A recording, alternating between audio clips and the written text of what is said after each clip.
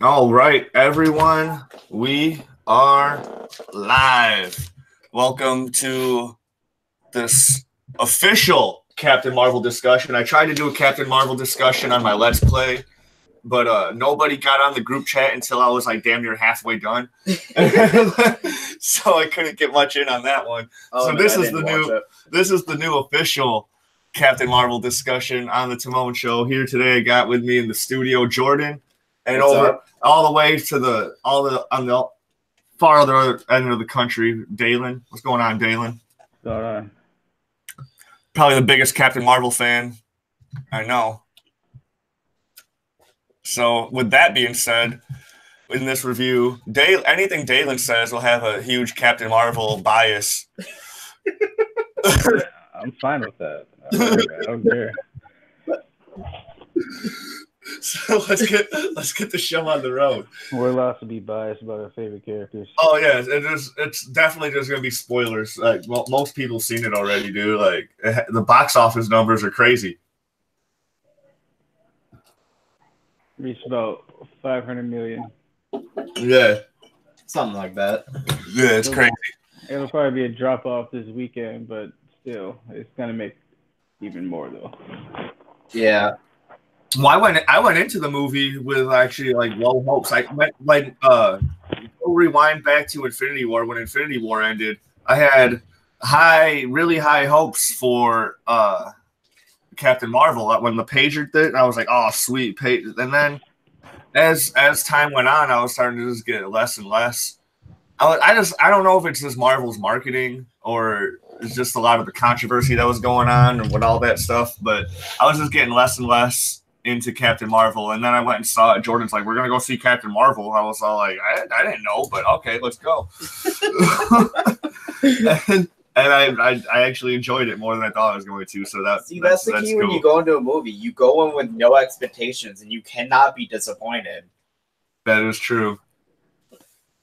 You see, the problem with like Batman v Superman, I think at least for me, I went in thinking that I was about to watch like the greatest comic book movie of all time. Because a lot of people went in because the trailers were so good. You thought, I mean, if you take away the joking around, the Marvel versus DC thing, the shit talking, that's just joking around. You take away that. If you take away that, you got Batman and Superman and Wonder Woman in the same movie for the first time. Most people are gonna think this is gonna be like the greatest thing ever. So for me, I went in thinking that I was about to watch this epic movie, and it's like I came out, it's like, what the fuck did I just watch? So you see, I learned, and I had like no expectations of the movie. I didn't even see it in theaters. It wasn't until like December of like that year that I saw it for the first time, and I was like, yeah. I didn't even hate it. I liked it. I just wasn't as good as I thought it would be. That's all it was. Yeah. But my point is, like, I just think sometimes your own expectations can be your biggest enemy, because it's like if you put this stuff on this high pedestal, anything less than it's going to be a huge letdown. So yeah, I mean, with that movie, there are some definite highs. Like the highs are super high, but the lows are like really fucking low. Like that fight with Doomsday with Wonder Woman's theme song in the background, hype as shit. But then you get Martha. Yeah. So.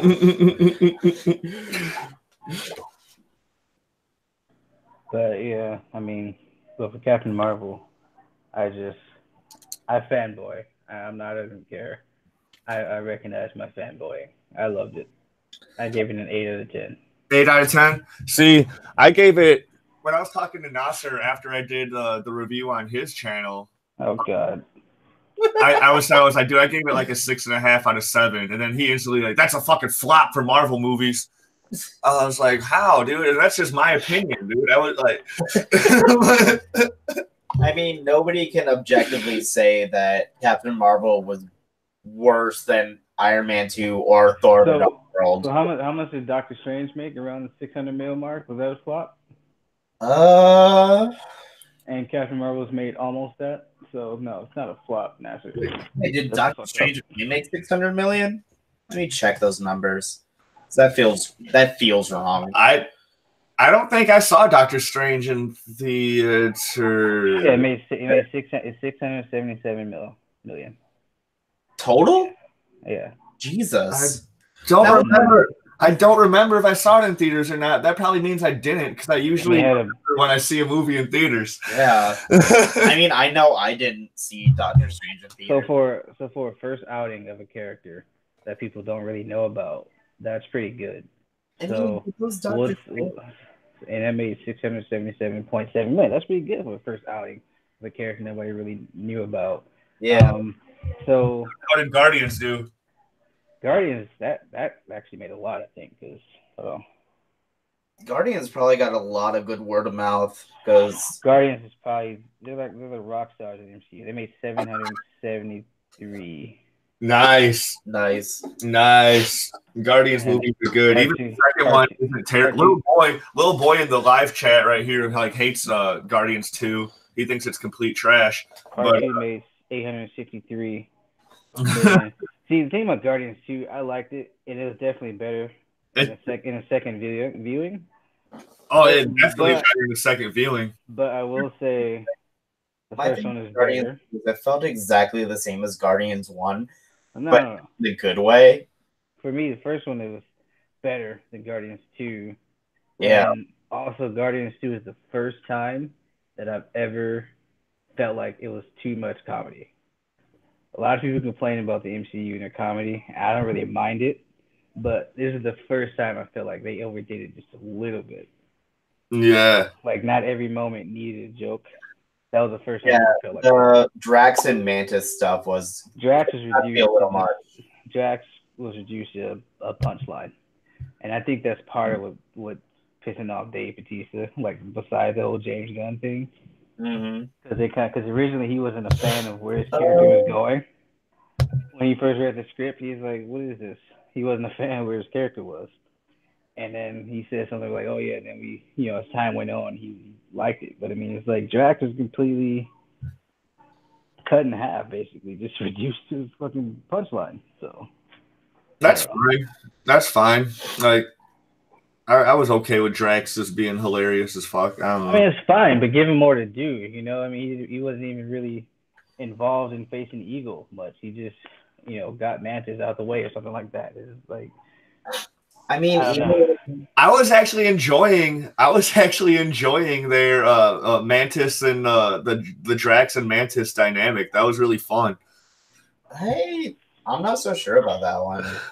Little boy says he on that Molly. I think he's referring to Dalen. What?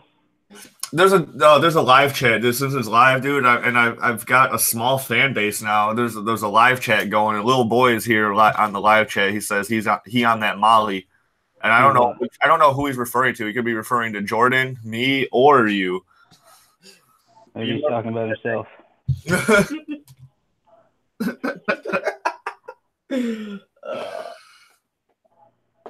Oh man, how is the Molly in California?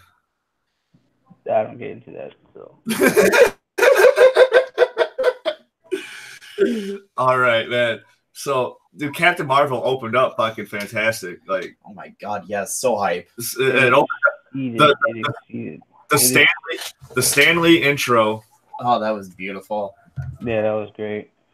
And because it was an intro, and then his actual cameo was pretty good too. The what? The cameo. The cameo was fucking fantastic because I'm a huge Kevin Smith fan. And Yes. And like, so it was cool because she's walking on the bus and you can already hear him talking. You don't see him yet. You can already hear him like rehearsing his fucking Mallrats lines. And then you see the Mallrats script, and I'm like, yes. Yeah. I fucking almost jizzed my pants, dude. Don't let him lie to you. He did jizz his pants. Yeah. That's why I gave you the popcorn surprise. But man, yeah. We went and saw it at a 3:30 showing at an IMAX. Not IMAX. That was IMAX. We had assigned seats. Was that IMAX? That was IMAX. I thought it was only like no, that was like standard because why'd we have assigned seats then? I don't know. They never had assigned. They never had assigned seats for. It could be opening weekend. You're right. But I mean, we went to a 3:30 showing, and there was maybe like 20 people in the theater. And then when I mentioned this on Nasser's show, he was like that, and then like everybody in his little live chat was all like, "That's how it's gonna be in every theater." Yeah, okay. Okay. And then like 2 days later, I see or not even 2 days, the next day I see the box office numbers. I'm all like, oh yeah, dude, you know, only 20 people in every theater.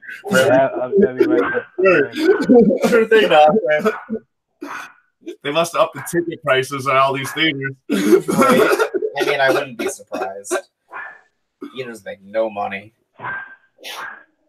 Especially ours. That's why I don't mind paying fucking $10 for a ticket. Because anytime I see a movie there, I never go opening night because I just don't like huge crowds like that.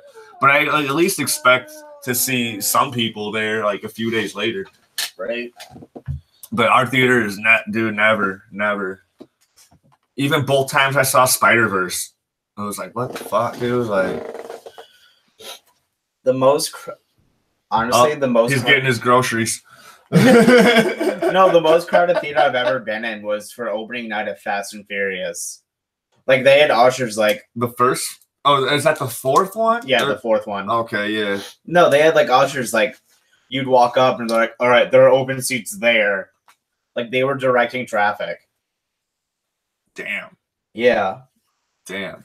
Dude, I remember when leaving the theater at Tokyo Drift, dude, like everybody's like trying to like speed out of the fucking parking lot because they're all fucking adrenaline hyped and shit. hype. Fuck yeah, bro. Yeah. Even the people that I was with, because I didn't even have a license back then. I was like 15 or 16. I didn't have my license yet. And the people I was with, dude, they were fucking like, my buddy used to drive a fucking Matrix, a Toyota Matrix, and he was like trying to do that shit, dude. And I'm like, what the fuck are you doing? Stop embarrassing yourself. I'm not gonna lie, dude, it was a pretty sweet ass car, but it's not a racing car at all, dude. It's like it's a luxury car. It's not a fucking drift car either. It's a luxury car, dude. It's like you're supposed to just cruise with bitches in that car. You're not supposed to like right. Oh man, I forgot Avengers, like the first Avengers opening night. That line was like fucking wrapped around the building. Yeah, dude. See, fuck all that shit, dude. Like, I'm not about that. Yeah, you get some cool like prizes or whatever for like. Dude, it honestly wasn't worth it because most of the most important movies or like some of the most fun moments of the movie were goddamn ruined by people not shutting the fuck up. Like when Hulk picked up Thor and did the whole smash thing. Everybody was so goddamn loud that we didn't even get to hear Hulk say "Purity God." That shit's hilarious. Yeah. See, and I've never been to the theater. I hear about this shit all the time where people like get up and applause and shit, dude. I've never been to a movie where people did that, dude. Like, yeah, they did that too. Every play or musical I go to, like, motherfuckers about that life. The only time I've been to a play where they did a standing ovation was my senior year. I was in a creative writing class when we saw Jersey Boys. Jersey Boys is the shit, though. Yeah, it was pretty damn great. And the main guy just finished Can't Take My Eyes Off You. And all the old people in the audience were like... I was doing... when Jersey Boys came to Coronado, I was doing wardrobe for it, dude. It was pretty sweet gig. I just hang out backstage, fucking just get something, like, just help people get dressed, and then I just go and like watch the show, if I can, from the most awkward angle. Quick change. Yeah, dude. Wardrobe is the sweetest gig because like I was the male head wardrobe, so I was always guaranteed a show call if they required wardrobe. Because most tours they can handle the wardrobe themselves, but if it's a big ensemble cast, they'll want the extra help. So they would just go in, dude. You already have all their shit lined up for like the next scene or whatever. You get that fucking boom, get your shirt on, get their shoes on, fucking boom. All right, have fun, break a leg. Yeah, dude, how these people change so quickly is like, it takes.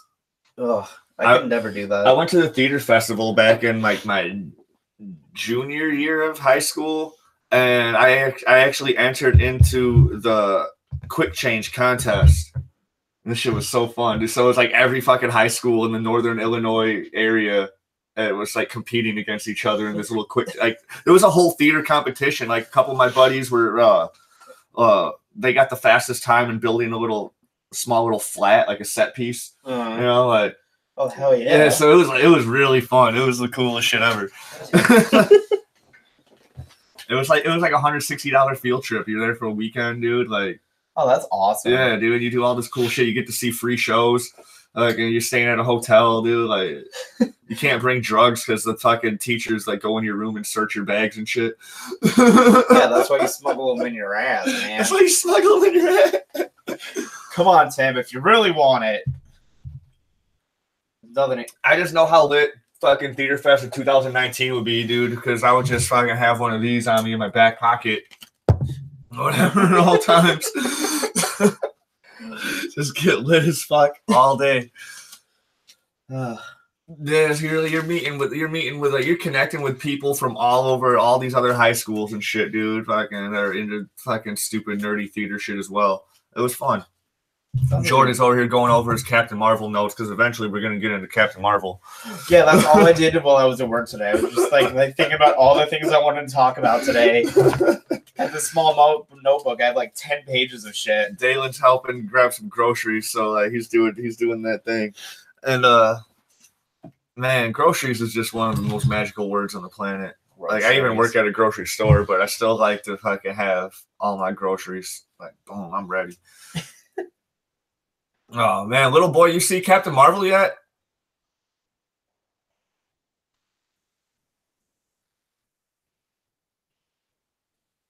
Well, I mean, all right. I don't know. We'll see. But thank God this mic cannot pick up Ares licking himself. Yeah, it doesn't pick it up. He's not even licking himself. He's licking the chair. God damn it, Ares. He's licking the chair. He's a good dog. He is a good dog. But we don't like to tell him that. Oh, man. Otherwise, it just goes to his head. Oh, he hasn't seen it yet. All right. Man, I need Dalen to get back on.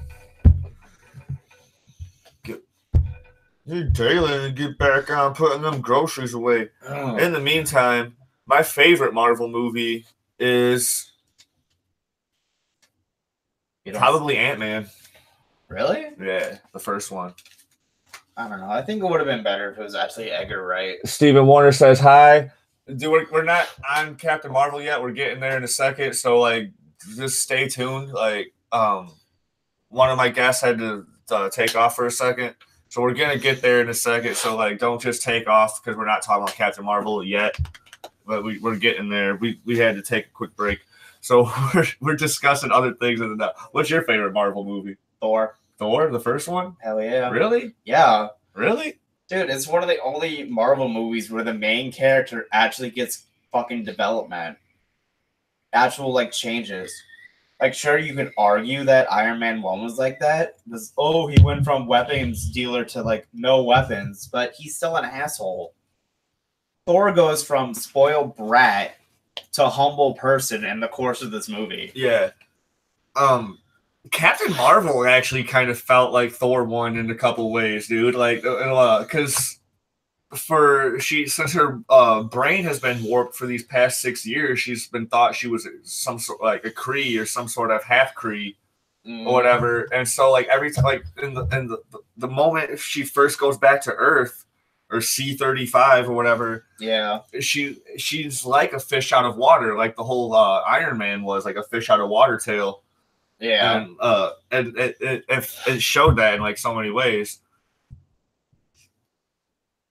Captain America: The First Avenger had the best score, and all. Captain America First, like, dude, I had so many plans for when the first Iron Man came out. I was like, dude, if they ever do a Captain America movie, like, they gotta have the Howling Commandos, they gotta have this, like everything I visioned in the Captain America movie. I'm not even a Captain America fan. Like, I'm really not, but I knew it would be like a really kick-ass movie and a really kick-ass story, and everything that I wanted in the Captain America movie, they put into the Captain America movie almost beat for beat. So Captain America, actually, I think I might like Captain America a little bit more than Ant-Man. I just kind of blocked that one out. But Ant-Man, dude, Ant-Man was so like, I don't know, man. Like it just blew me away. Ant-Man. I meant to go see Ant-Man one day, but I got the theater wrong, so I just wound up seeing Mission Impossible: Rogue Nation instead. Oh yeah, it was fun. I've never seen a Mission Impossible movie, and I really want to see the Henry Cavill one to see if it's that mustache was worth it. Oh, that's right. They did CG the mustache off. Fucking hell, man! If that mustache is not even worth it, dude, like. I'll be mad. But if that mustache like fucking steals the show in Mission Impossible, dude, I'm like, all right, dude, I get you. Dude, those Mission Impossible trailers were so goddamn hype. Like, dude, when they're beating the shit out of each other in the bathroom, I'm like, oh shit, dude. When he's like cocking his arms like with the punches, it's like, oh my.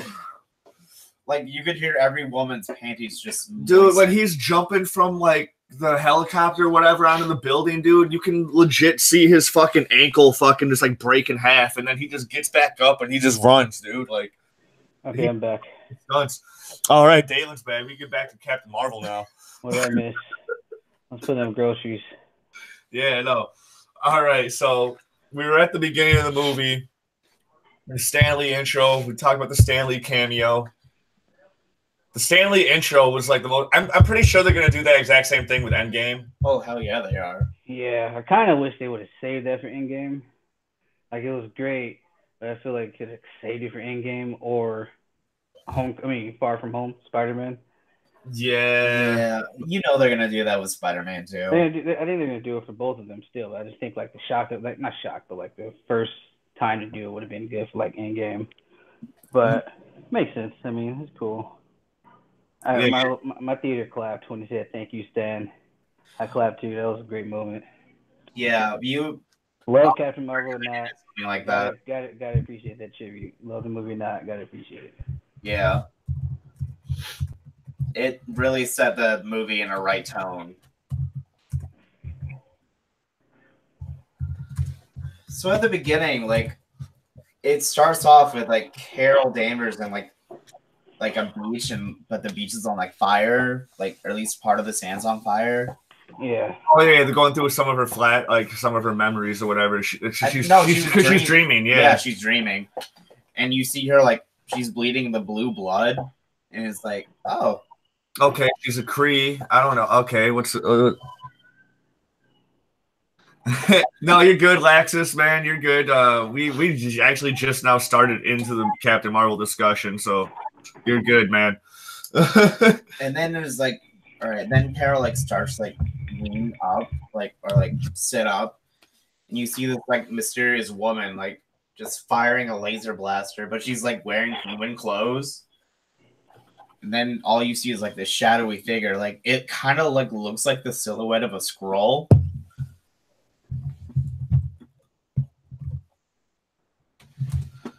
Yeah, it was totally. It was no. I think they even show that it is a scroll. No, it kind of looked like the silhouette. Like they didn't show anything. But they had the pointy ears or whatever. Yeah, so it looked like a scroll that was coming up and just fucking giving her the kill shot. Then she wakes up,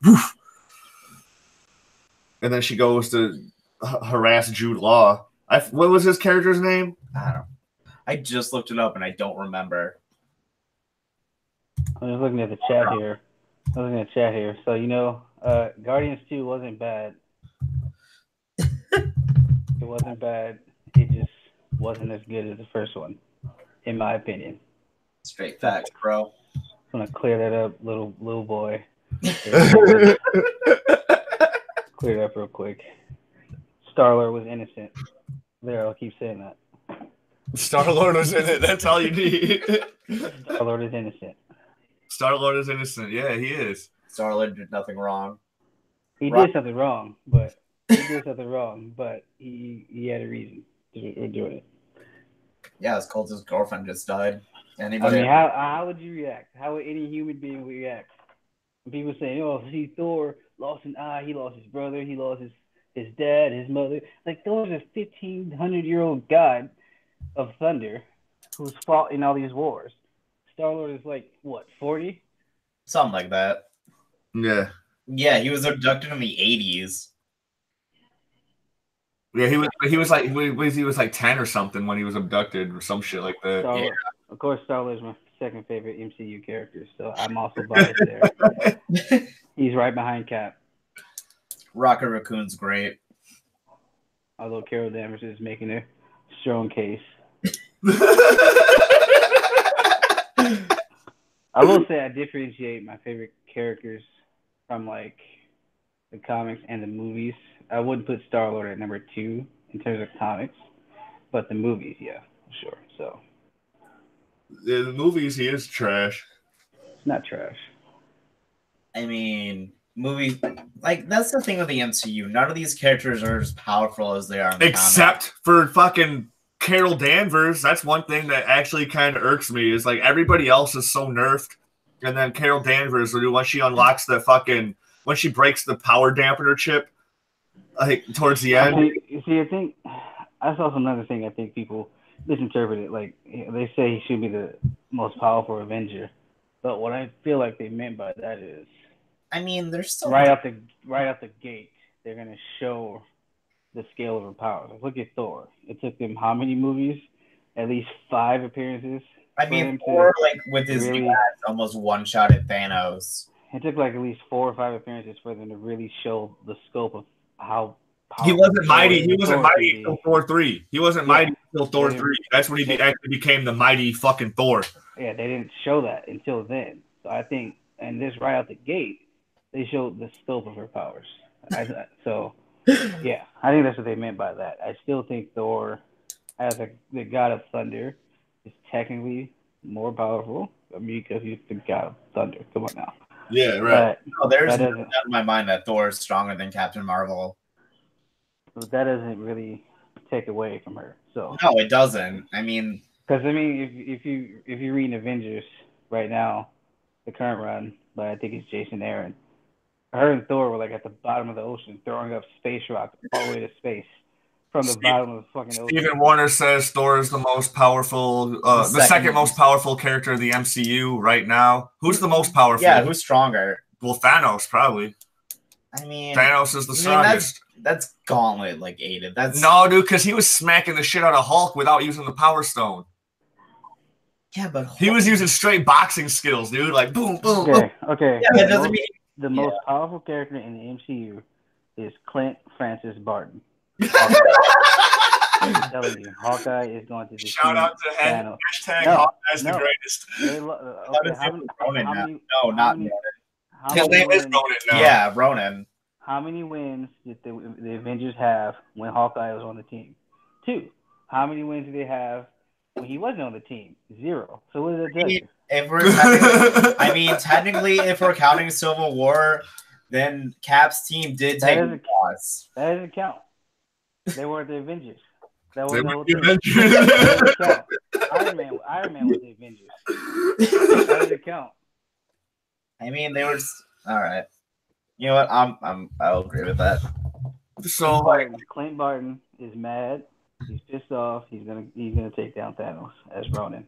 So there was some shit that was going on in the movie, like so when she's fighting with Jude Law and he's like, "You got to keep your emotions in check." And I was like, "Well, maybe this why she doesn't emote during the movie." Which, by the way, she emotes like a motherfucker, dude. Like anytime when she's with Nick Fury, oh my god, that's just hilarious. They're laughing, having a good time, roasting each other.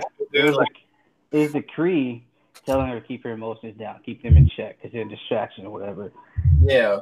So it was them. Well, because they just wanted to use her as a weapon. Like that's all they want. Yeah. Yeah. Like, you can even see it even when she was on Earth. She was kind of holding back when she was talking, like her expressions. Yeah. Like her mouth was barely moving because she was still kind of held back. But once she broke out of that, she was a lot more loose. I will give she's slowly getting out of it. She does smug very well. Like her smug facial expression was great. A little resting bitch face. Hell yeah. Oh man, people are talking shit in the group chat. It's hilarious. That's the most accurate private our group chat's ever been. It is. I don't know if you guys like saw. I don't know if you know who Kelly Sue DeConnick is, but she made a cameo. She used to write Captain Marvel, and the movie is inspired by her run. This is when I got into the character. Her run started in like 2012, I think. Lasted a while. Her run's pretty good. It's inspired from the movie. And she had a quick cameo while she was on in the train station. I don't know if you noticed this, like her hair was like velvet red. She's wearing glasses. She kind of walked by and looked at her, kind of frowning. Yeah. That was her, Kelly Sue DeConnick. Oh wow. If you remember her, so I heard she had a cameo in it. I was like, oh shit, that's her. There's a little obscure fan detail. I'm sorry. I had to point that out. Okay. I told you I'm a fanboy. That's when I got her run in the comics is what got me into the character. So. Oh yeah. Yeah, like a lot of people judge the character off Civil War 2 or her recent runs, which is like not the best. So it's fine, but you gotta read her good stuff. You know, I mean. You can't judge a character just off a fucking whole trash arc. They do. Civil War 2 pretty much. I mean, a bad image. Basically coasting off Jeff Johns' run. Who? Green Lantern, isn't he like coasting off Jeff Johns' like entire run? I think this is most popular with Green Lantern fans. Yeah. Like actually like really like him based on just everything. I don't know. I don't read much Green Lantern, but I think Jeff Johns is what really put him on the map, I think. Ever since Kyle Rayner's not a Green Lantern anymore, dude, I was like, what the fuck's the point? Wasn't like didn't Kyle Rayner get like all the rings? Yeah, he was White Lantern, and then he was not even there anymore, dude. He's like a nobody now. It's like, what the fuck, dude? Dude, these freaking authors and bringing back their favorites. 20 years from now, it's not gonna be Barry Allen Flash anymore. It's gonna be back to Wally West. Nah, dude. 20 years from now, dude, it's got to be Bart, dude. That's just how the timeline's got to work. 20 years, it'll still be Barry. It'll still be Barry. No, it's gonna go in this cycle because all the current writers, they grew up with Barry Allen, and now all these aspiring writers, they grew up with like Wally West. Well, they're growing back up with Barry Allen on the goddamn CW. See, the thing is, yeah, but that's like a hybrid Wally West and Barry Allen. I don't know, because like you gotta look at the fans, because they tried to do something with Bruce Wayne. Bruce Wayne died, and Nightwing took up the mantle of Batman. But a lot of fans didn't really like Bruce Wayne being dead, so brought him back. Bruce Wayne's a cash cow. Can't piss people off in that. So, I mean, Wally is fine as Kid Flash, I think, personally. I think he needs a name change, but whatever. I think Barry's fine as Flash. Who locks us with who's Green Lantern? You don't know who Green Lantern is, dude? Watch the shitty Ryan Reynolds movie, dude. You'll find out who Green Lantern is. Oh, don't. Watch the fucking Justice League cartoons. Yeah, fact. Watch the Justice League cartoons, and then watch the Green Lantern animated series on the DC animate or the DC Universe streaming service. Yeah. Hal Jordan's great. I love Hal. Jon Stewart's not bad. Stephen Warner said Hawkeye is one of the best characters in the MCU. I agree with you. He is. He's entertaining, dude. He gets down to business, dude. Hawkeye's introduction in Thor 1 I was hype. It's like, he's like bypassing I've always loved Hawkeye. Oh. I mean, I remember when I was a kid, and we had that. Me and my cousin had that Captain America and the Avengers game on Sega. Yes. I always remember that. Shit in that game. I was always Hawkeye. He was always Vision. I was always Hawkeye. Vision was good too. Like Captain America was okay. Like you could do some killer combos with Captain America though, because like if you throw the shield and then you jump over it when you're supposed to come back to you can get people behind you too. Oh, nice. See, I never played it. They also had Iron Man, but I was really Hawkeye. That's a good game. I just want Hawkeye to be in his purple suit in the movies. That's all I really want. Is that too much to ask? Well, you can't get it now, dude. He's Ronin. He's out there with swords and fucking. He's like fucking Slade now. He's like fucking Deathstroke. He's out there with swords and a bow and shit, dude. And he's probably got daggers and like probably throwing knives. Between him and Captain Marvel, they will take down Thanos. Oh, you know Thor and Stormbreaker are gonna be there. I do hear that. She came in. And she's all like, "Where the fuck's Fury?" And they're all like, "God damn, dude, fucking calm down, bitch." Like, nah, she's mad. Nah, she's mad. It's like, where's Fury? Yeah, no. Fuck. And that answer, because I remember I came out of the theaters like, see me and tell me, Fury had this pager this whole time. Loki is about to destroy. They're about to send a nuke to New York. It was Manhattan. They were literally about to nuke Manhattan. That's not a big enough threat, though. Ultron was about to take over the whole freaking world. That's not a big enough threat, dude. She knows. Dude, Nick Fury saw this bitch take down warships single-handedly, dude. And then now he's all like, let's train the Hulk. Let's train Iron Man, dude. We can get this shit done, dude. Let's do it. No, they cleaned it up in the movie, but you can't help but think, like, when you walk out of the movie, like, this whole time. That's pretty pressing. When he came out, she was like, okay, so for emergencies only. It's like, okay. And then he was like, we got to put together a team. Because obviously she's busy stopping this Kree Skrull war. Okay. So that's fine. So Dalen. A lot of people are mad about this. How do you feel about this? A lot of people are saying that this movie rewrites history about fucking Nick Fury calling the Avenger, like how she fucking her fucking call sign. Her call sign on her jet. On her jet. So, what does that rewrite? What does that rewrite? And a lot of people are mad about that. How do you feel about her fucking just coming up with the name Avengers, kind of? I think it's fine. It's adding a character into the lore and connecting dots. Like, what's wrong with that? I thought it was fine too. Like, what is it? What exactly is it rewriting? I mentioned that shit on Nasser's show, and like the shit just blew up. They're like, they're rewriting history. They're coming after you. They said they're cutting the MCU. What does it change? What does it rewrite? I don't know. Did they explain what they rewrite? They didn't rewrite anything. It just changes the name that Nick Fury was going to call them the Protectors to the Avengers. That's all it changed. Yeah, I mean, so what's the big deal? I want them. I'm gonna ask Nasser that. I'm gonna pay him right now. What? Yeah, I'm gonna send him a message. What exactly is the big deal?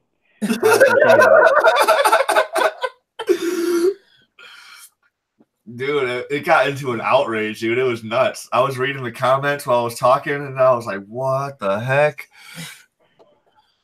I don't even know what's going on in my live chat. Right. Man. The Protectors is a whack name.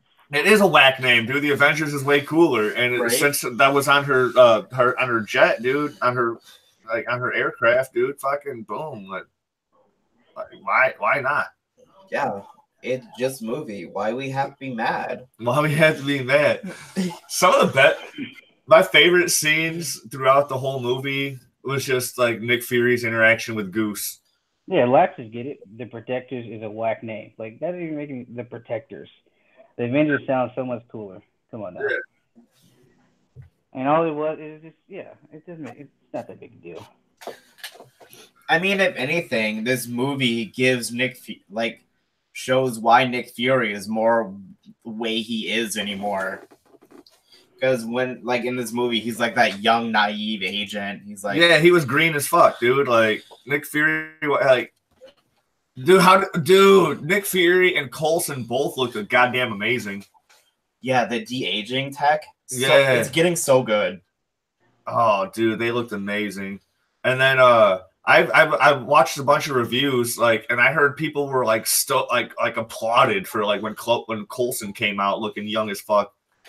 And like, how was your reaction to when they came into the movie? Coulson? Coulson and Fury. I thought it was pretty cool. I mean, it was pretty quick.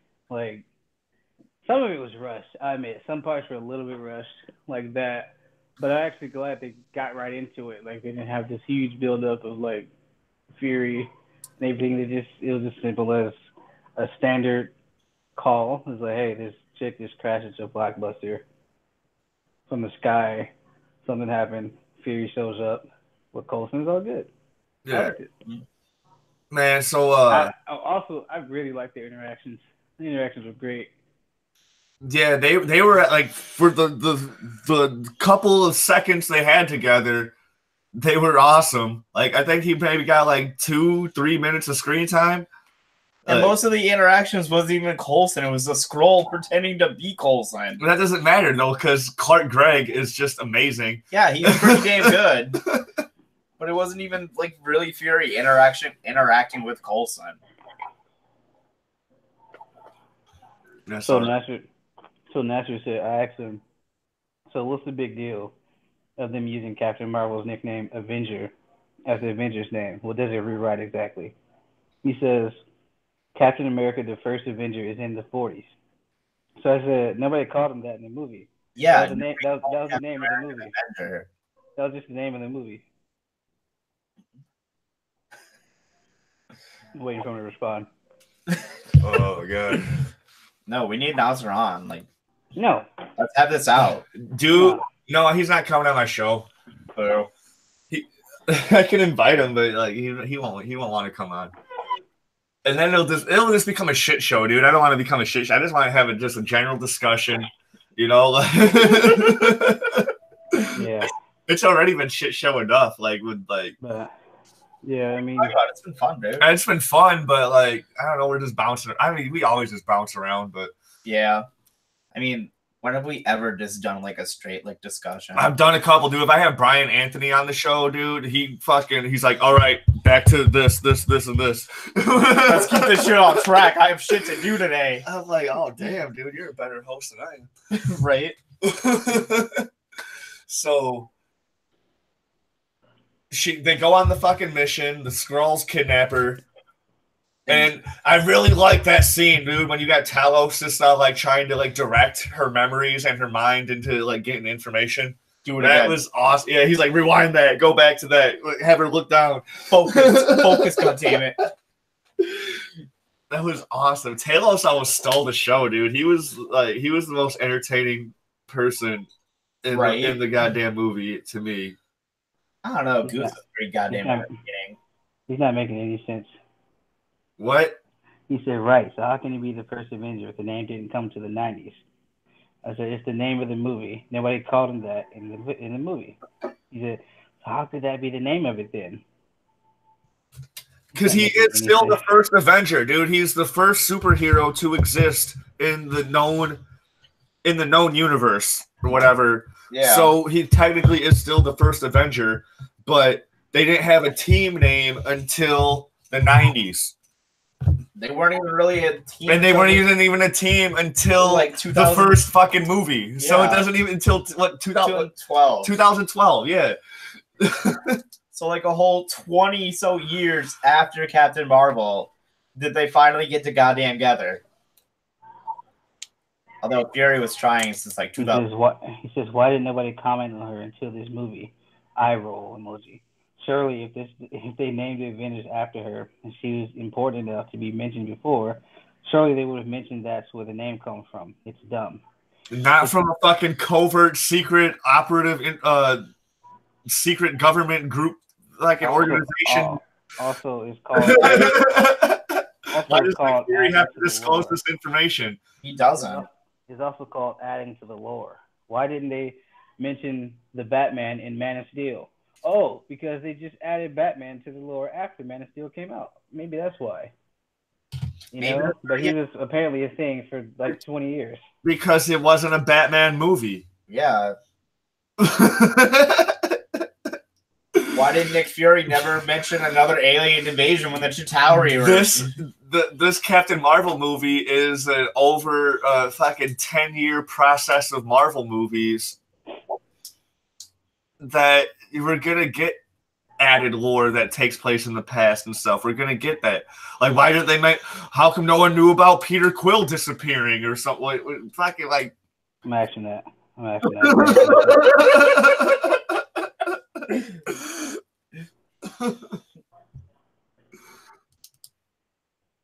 Stephen Warner. Fury wasn't even alive in the 40s, so how would he even think about the name? Damn good point, Steven. Damn good point. I don't even know where Stephen Warner came from, but I love you. Right? You need to be in every show, man.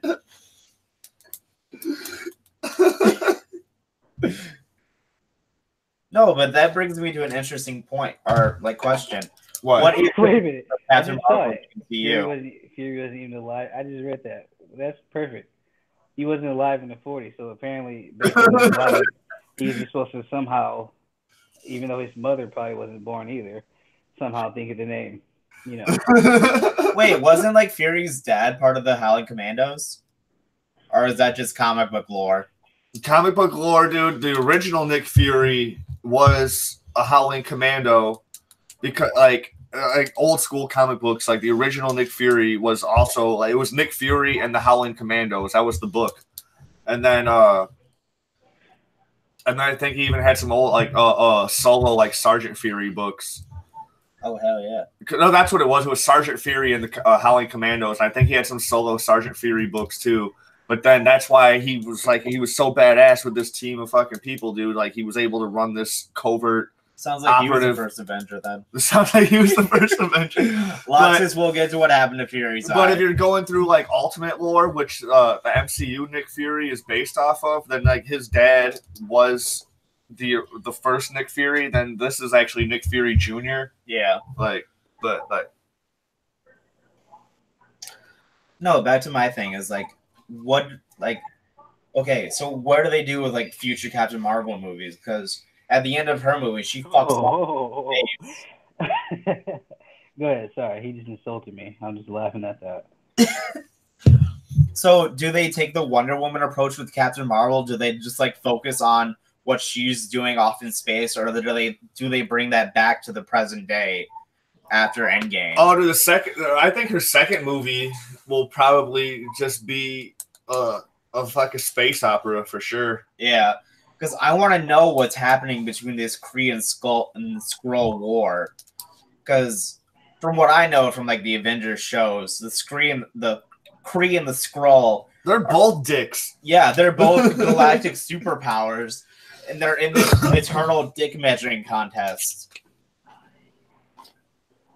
I really did like this little refugee aspect of this certain individual group of Skrulls, though. Yeah. That was cool.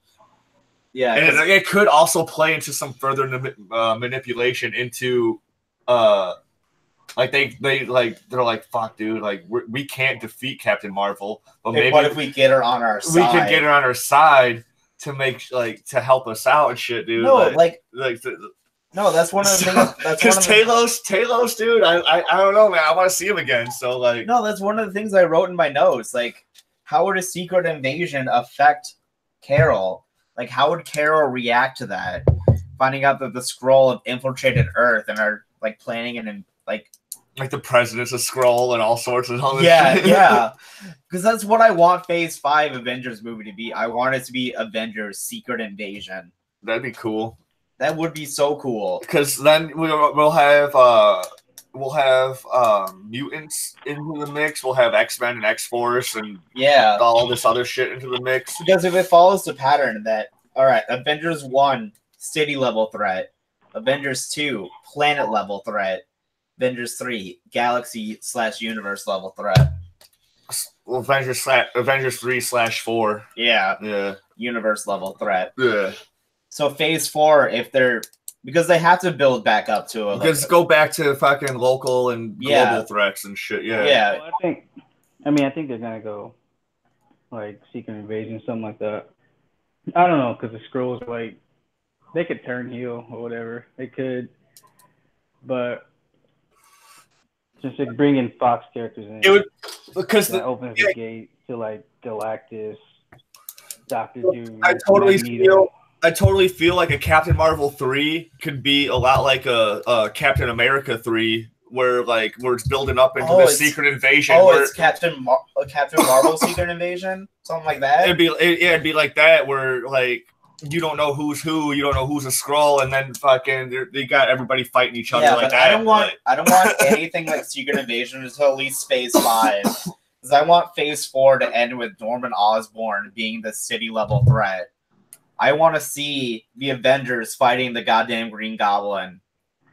Because especially if Spider-Man's going to be on the Avengers team from now on. Green Goblin is top tier villains to me, dude. Like, I picture Green Goblin as the Joker with Bruce Wayne's money. Stephen Warner. It's weird thinking about Fury as a white guy. He's been a white guy for. He's been a white guy since like 1940. I think he still is a white guy in the 616 Marvel comics. Goddamn blackwashing. Unless they introduced his mixed son, Nick Fury Jr., who's like looks like Samuel L. Jackson also. Yeah. No, I was thinking for like, this is how I wanted to go. Like, at the end of Endgame. He says they're not going to do Green Goblin. Fuck off. Now I don't like you anymore. Right? I'm just kidding. I still love you. Right? No, Norman Osborn fits as the perfect city level threat for Avengers 5. Dude, and him and Tony could have dick measuring contests and shit if Tony still sticks around. Yeah. I mean, unless they're introducing unless Avengers 5 is the new Avengers, I could see them doing that. Because I think Feige said I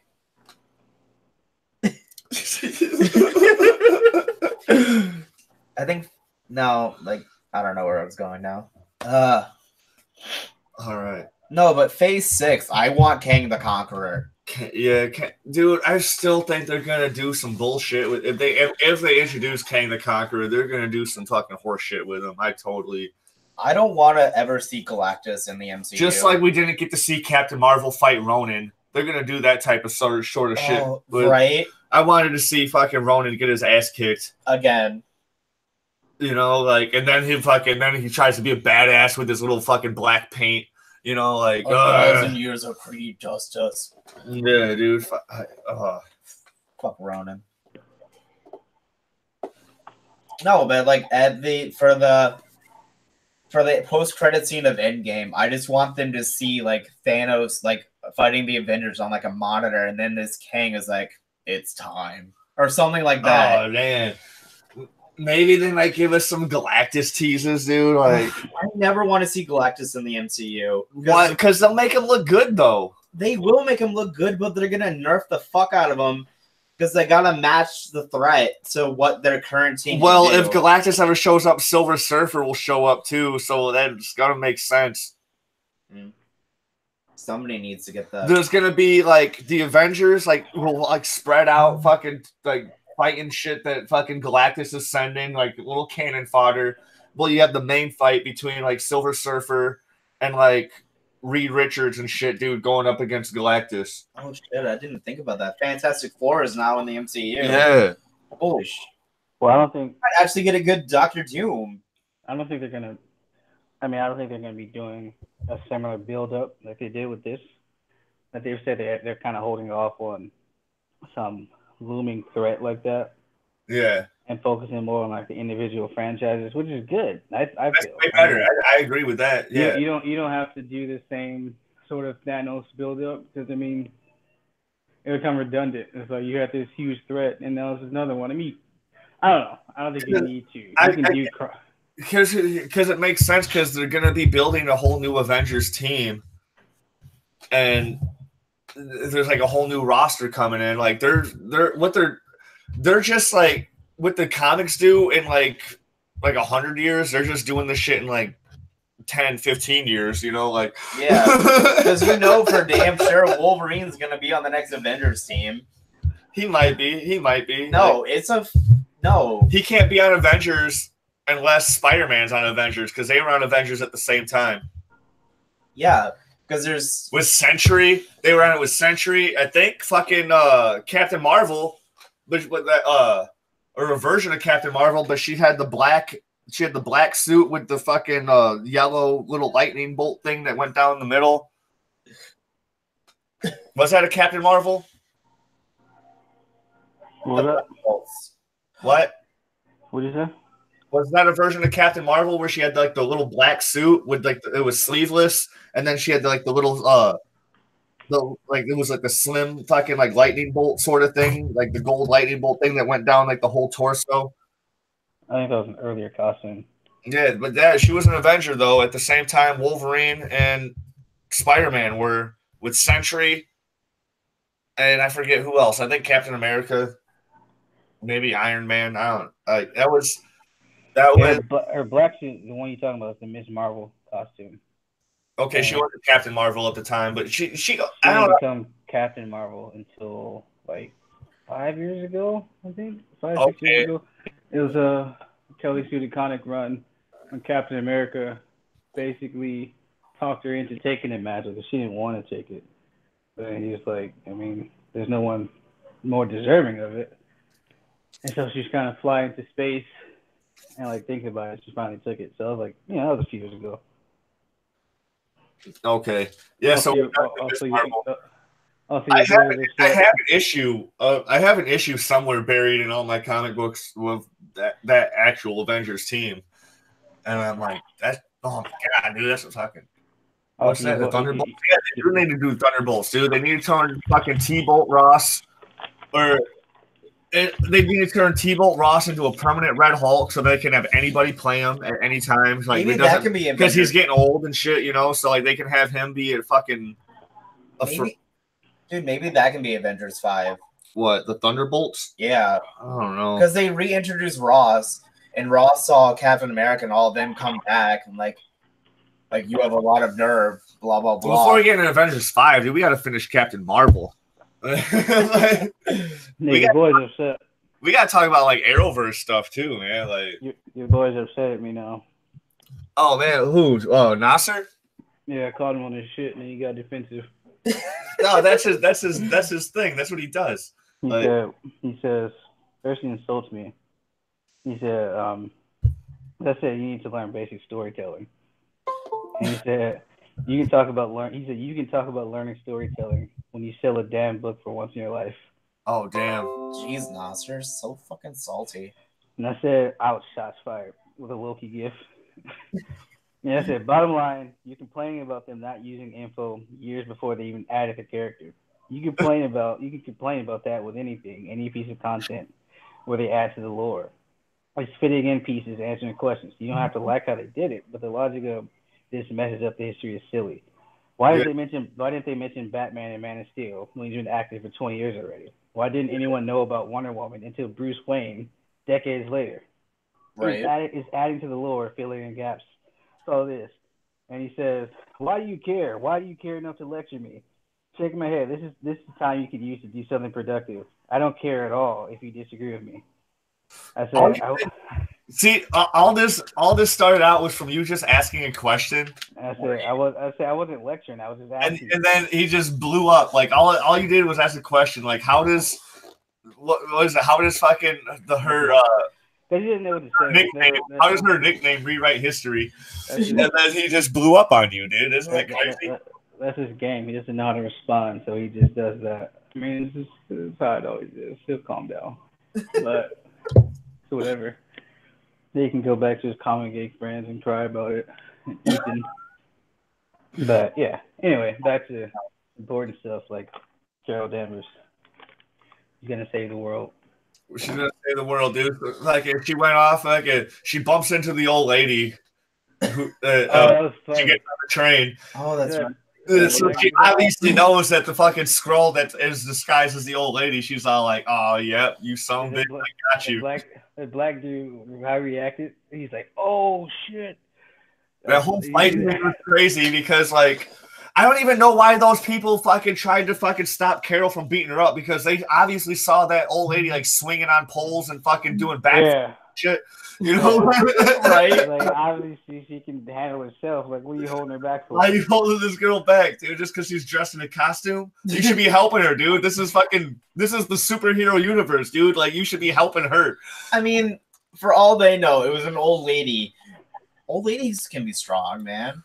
Not fucking swinging on poles strong. Swinging on poles and doing backflips strong, dude. Like, get the fuck out of here. Civilians in the superhero universe are strong as fuck. That old lady had a hunchback, dude. Like, get the fuck out of here.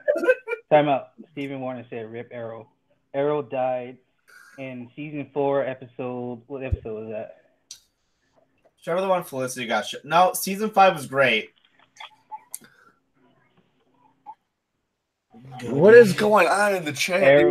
Arrow died. What is your job is to fucking keep up with the fucking chat for now. Arrow died. Arrow died April 6th, 2016, season 4, episode 18. That's when Arrow died. So. Oh, is that the Felicity Nuke episode? No, that's the episode they did the dumbest thing they could ever do. What they do, I don't remember. Yeah, I probably block all the bad shit about Arrow in my head. That's why I'm always all like, everything's great. when they killed Laurel, you know that was a shot to the heart. Oh, that was just shitty ass move. You know that was a shot to the heart to the show. You know it. That was like a decline right there. You can agree or disagree. That has to be. That's when it died. But nah, yeah, I'm actually kind of sad Arrow ending. I'm not gonna lie. As much as I talked about it. I mean, as much as I talked about the show, I'm actually kind of sad. I mean, it was a slow death for Arrow. I mean, it kind of brought itself back with season 5. Season 5 brought it back, dude. It's been getting better. This season's kind of 6 was this current season's really kind of weird, but like last 2 seasons have been kind of weird. Huh? Like last 2 seasons have been kind of weird. This whole current season right now is like really just weird. It's not bad. It's just weird. And the fucking like season 5 they use on everybody in the future in the flash forwards is terrible for everybody. I don't really like the flash forwards. Everybody say that's like the best part. Like flash forwards suck.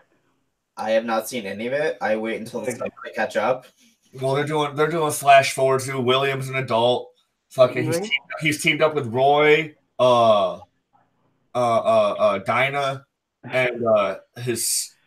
So I don't know if you want spoilers in this season. Yeah, and they have a daughter, and they're teamed up with Connor Hawk. Oh my god, that reveal was. That's it. Is that it? That reveal was so funny. Renee's daughter too. Yeah, Renee's daughter. Teamed up with Renee's daughter, dude. Because she used to train with Dinah. She's training with Dinah. She's a new Black Canary. But that reveal was so funny. I couldn't help but laugh. I was like, oh my god. All right, in these flash forwards, do we see Curtis at all? Nah, Curtis left the show. Yeah, Curtis left the show. He didn't die. He just left. Yeah, he left. He got a job in what was it, DC? Washington DC. Because they hired fucking they wanted Diaz to be part of the new Task Force X, like in Suicide Squad shit, and Diaz is like, Curtis is like, dude, fuck this shit, dude, I'm out. Right. He got a job in DC, and he got a really better job opportunity too. So like, but they wrote him. They wrote him off. They wrote Curtis off pretty good. He can still come back. He sucked anyway. He sucked anyway. Right. If we want to talk about people who suck, we need to talk about Diaz, because Diaz was a shitty ass villain. He's a super intense villain, dude. He freaks me out. Sam, were we done with Captain Marvel? Huh? We're not done with Captain Marvel, no. So we'll go back to it. All right. We'll go back. Yeah. Arrow, see, I was going to say, season 5 was so good. Like, I was trying to force myself to hate it, but I couldn't help it because it was actually really freaking good. I was like, damn, that was a really good episode. I was trying to force myself to hate it. Yeah. Because I wasn't watching it live. Like, I would go weeks without watching it, and I'll just kind of catch up like 3 or 4 episodes. Like, man, that was actually pretty good. Well, season 5 was really good. That finale was great on the island. Yeah. But, season 6 wasn't bad. I like how they jumped into it in the first episode. Like, they just kind of dived into the season and everything. I like the feel of the team. And he had Black Siren coming. By the way, that was also amazing. When they said Laurel was back as a series regular. Me and Antonio were like dancing. It was funny because it was like Stephen Amell tweeted out this GIF. He tagged Katie Cassidy and tweeted out the GIF of her putting on the jacket. That was like the greatest tweet he's ever put out. But yeah, season 6 was like up and down. I was like, what is this? It wasn't bad. Civil War was probably my least favorite part of the whole series. You see, that was stupid because it's like they got to a point. It's like, what are you guys doing? It's like, you're hypocrites, first of all. Like, and it's like they were mad at Oliver for putting Renee in the hospital. It's like he was swinging the axe at him, right? Renee was doing shit. Yeah, they all came to fight. He was swinging an axe at his face. What is he supposed to do? Let him hit him? Right. And they were like, "Don't talk to us again." It's like you tried to kill me. You literally tried to kill him. So yeah, that whole thing was stupid. It got stupid. Their whole And it's motivation also is like, oh, you don't trust us? You think one of us is like? I mean, I get that, but it's just I mean, Oliver's Oliver's whole thing. He doesn't Oliver's, people. Oliver's a dick. He's always been a dick, and it's just wait. That's why I always say Sarah on Legend is a better leader than he is. Oh, definitely. That's why I say she's a better leader because Oliver is he's such an asshole that it's like he can't really. I don't think he can truly. No, I won't say. I was gonna say he can't really get people to follow him. He can. It's just he just mishandles situations like that because he's too stubborn. What are we talking about? We're still talking about Arrow. Yeah, he was talking about like the new team Arrow versus old team. I had to use the restroom, so I missed a little bit. We were talking about Arrow Civil War. Talking about the new team. Oh, Arrow Civil War was fun, dude. Like I enjoyed it. We were talking about the new team being stupid about it, though. It's like when Renee was in the hospital and they got mad. It's like, but you were swinging an axe in his face. Right? He was literally swinging an axe in his face. Yeah, when Oliver, Felicity, and Jan were walking in, like, no, go the fuck away. We don't want to see you. Yeah, it's like, okay. Yeah. No. You guys are coming at me. Stephen Warner, I think the theme of the Flash is blame it on Barry. Blame everything on Barry. Barry. Elseworld was fun. Stephen Warner. As soon as Oliver woke up on Elseworld, he's like, Barry, what the fuck did you do, dude? Like, he instantly just blamed it on Barry when it was nothing to do with him. Hey, Stephen Warner's Supergirl is the best show on the Arrowverse. I'm letting you know that right now. You think I like Captain Marvel? Ask Timone about Supergirl. Supergirl, I know you're a way bigger fanboy for Supergirl than you are Captain Marvel, so I know you're falling in love with Stephen Warner right here. Nah. Not like in a literal sense. I'm just talking about. It goes Supergirl, then Legends. And now I bring my dog out. I'll be back again. I don't know. Legends is fucking great. Praise Bebo. See, Legends is like. See, okay, so I love Captain Marvel, but Supergirl is number one. So I will have a bigger bias for that always. Always. Not just the fact that I love the show, but I always have a bias for it. Biases are completely okay. But Legends of Tomorrow is the most fun superhero show I've ever seen in my life. No, yeah, Legends is so much fun. Like as soon as what was the dude's name? Who? You better not be forgetting my boy John Constantine. No, hell no. I'm talking about the guy who recruited the Legends. Rip Hunter. Because he left. Yeah, he left the series. It was so much better in season 2. Yeah, I wasn't a fan of Rip Hunter actually. I wasn't really a big fan. Whole, thing with Vandal Savage, it really. Season 1 of Legends was a slog. I don't get how he expected to defeat Vandal Savage, dude. Like, see, the thing is. And I know the cast kind of spoke out about this. I know the guy who plays Mick, and I think Katie Lotz said something like Instagram post. They're like, first season wasn't that good. It wasn't that good, but then they kind of let loose after that. So I think the first season they tried to make it a legitimate superhero show like Arrow or like Flash, but that's not what it was. You know, that's not what it was. It's like that's not what it was. Not what it should be. And what it is just they don't take themselves seriously at all. And they have fun with it. And that's what makes it so great. Because it's just like a mind-numbing sci-fi time travel stuff. And it's like, it's like Fast and Furious. They just outdo themselves. That's what I was trying to tell. I even brought up Fast and the Furious and Nasser's show because they have the Hobbs and Shaw preview, right? And I was like, dude, I'm super stoked for Hobbs and Shaw, dude. It's just batshit crazy, dude. You got The Rock and Jason Statham teaming up against a super-powered Idris Elba, dude. Like, how much fun is that, dude? Like, that's what Legends is. That's what Legends is. It just outdone it. I remember I was behind on the first season. The last movie, the fucking Rock fucking threw a torpedo through ice, dude. Like, yeah, like, last Fast movie I saw was Fast 6. I thought Fast 5 was the perfect ending to the series. No, you can never end this series, dude. You got to keep it going and going. And I think 10 fast movies. Yeah. I think the seventh one was the perfect And this ending. one's not even a fast movie. This is a spin-off. So it's not even, this doesn't even count as a fast movie. It's just a spin-off. The Rock's gotta be strong. Dude, No, his cousin Roman Reigns is in Hobbs and Shaw too. It's like playing his brother. Roman Reigns is The Rock's cousin? Yeah. I didn't know that. Well, not like blood cousins, but like Samoan. Like, you know. I want that motherfucker to play a character in Aquaman. Oh. Him and Momoa look a lot alike and shit too. Like they fucking, I want him to play. You want chicks masturbating in the theater? Yeah. Okay. So then, and look up this basketball player named Steven Adams. Look him up. Steven Adams. Oh, that caveman looking motherfucker. He looks like I'm gonna put this shit on screen share. So he looks like Momoa too. He plays for the OKC Thunder. Yeah. What's his name? Steven Adams. Steven Adams with a V. With a V. All right. Steven Adams. This is the second one that pops up. Oh yeah, I've seen this dude. Yeah, he's got Aquaman tats already. Pull this dude up on fucking screen share.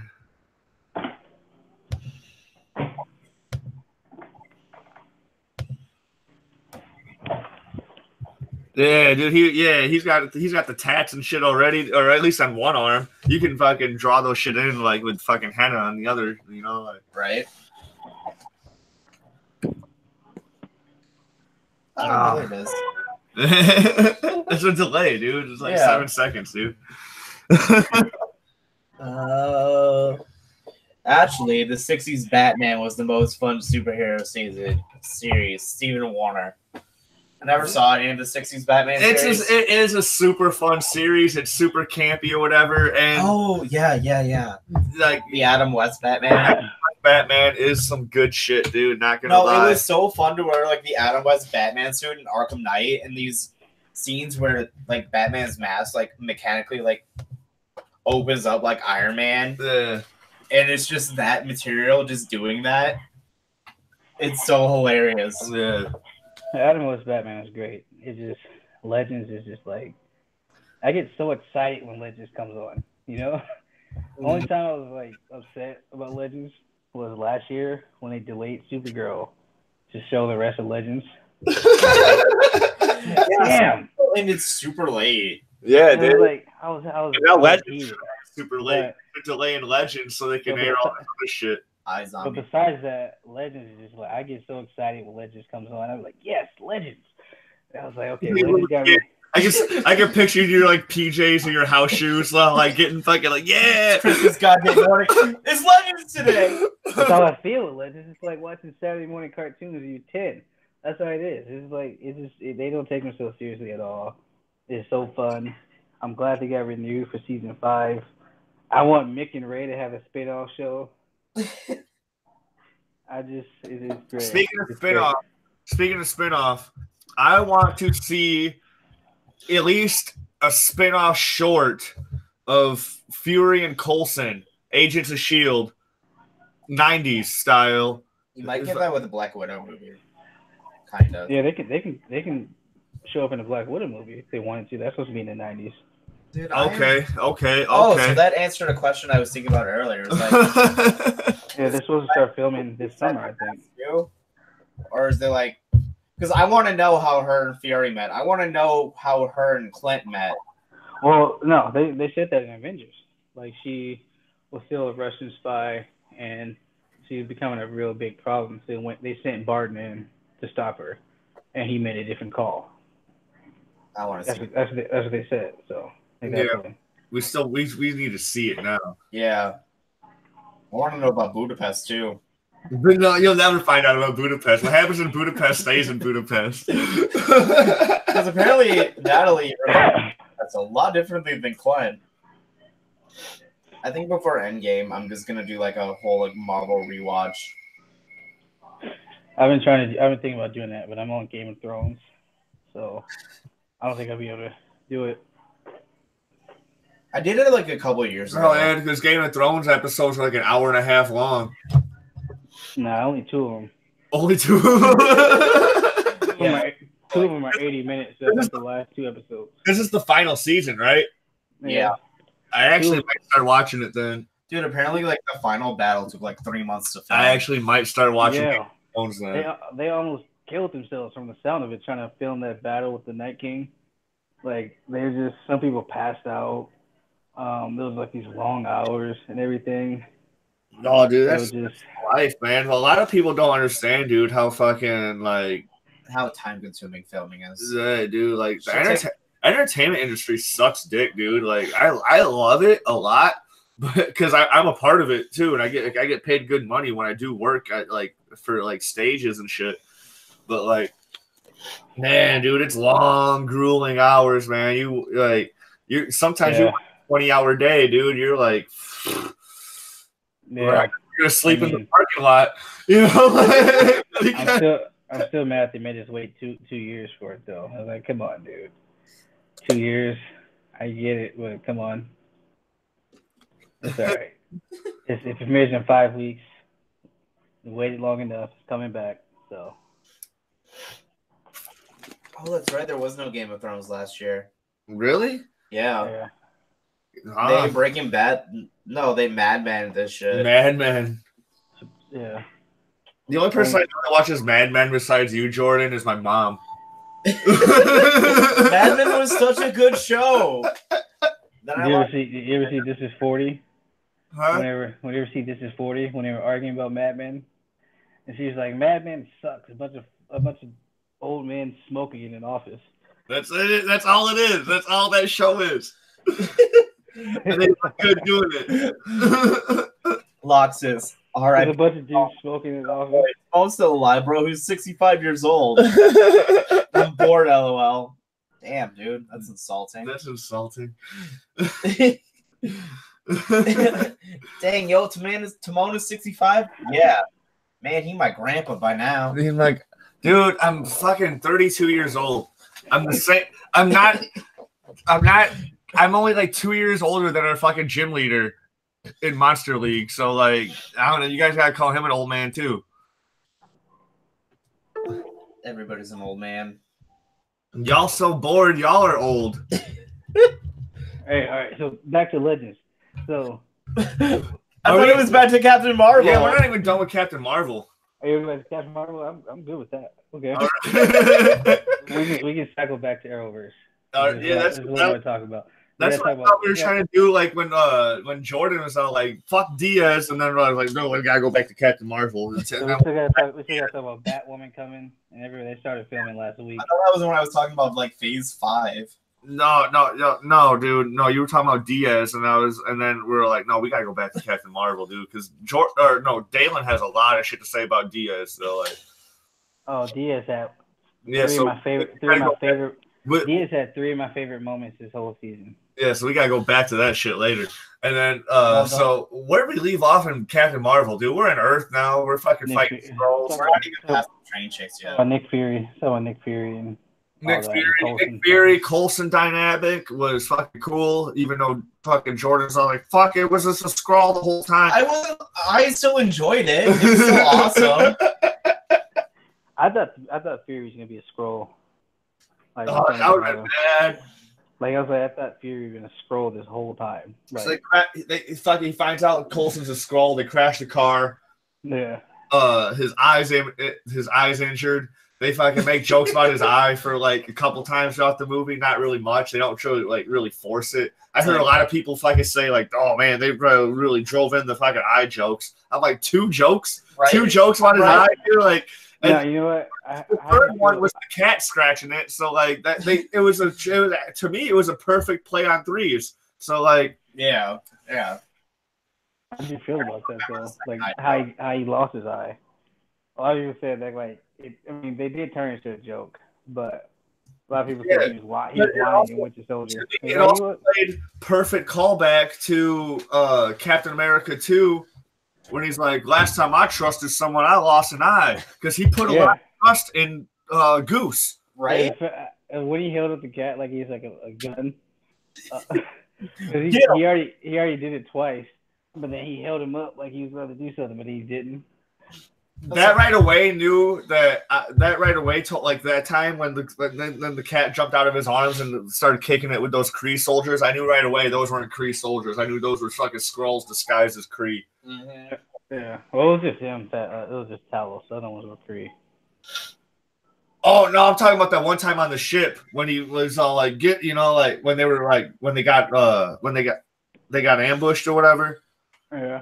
They were about to get, and they were like almost in prison, or they were almost got in prison, and then they shapeshift, or then they shot the two other Kree that were behind the all the other refugee Skrulls. They shot them, and then they turned back and whatever, and it was good. I thought Goose was pretty cool. I mean, Goose was the best part of the movie. Honestly, Goose been good. Part. Think about that is the dynamic between Goose and Fury was just like super entertaining.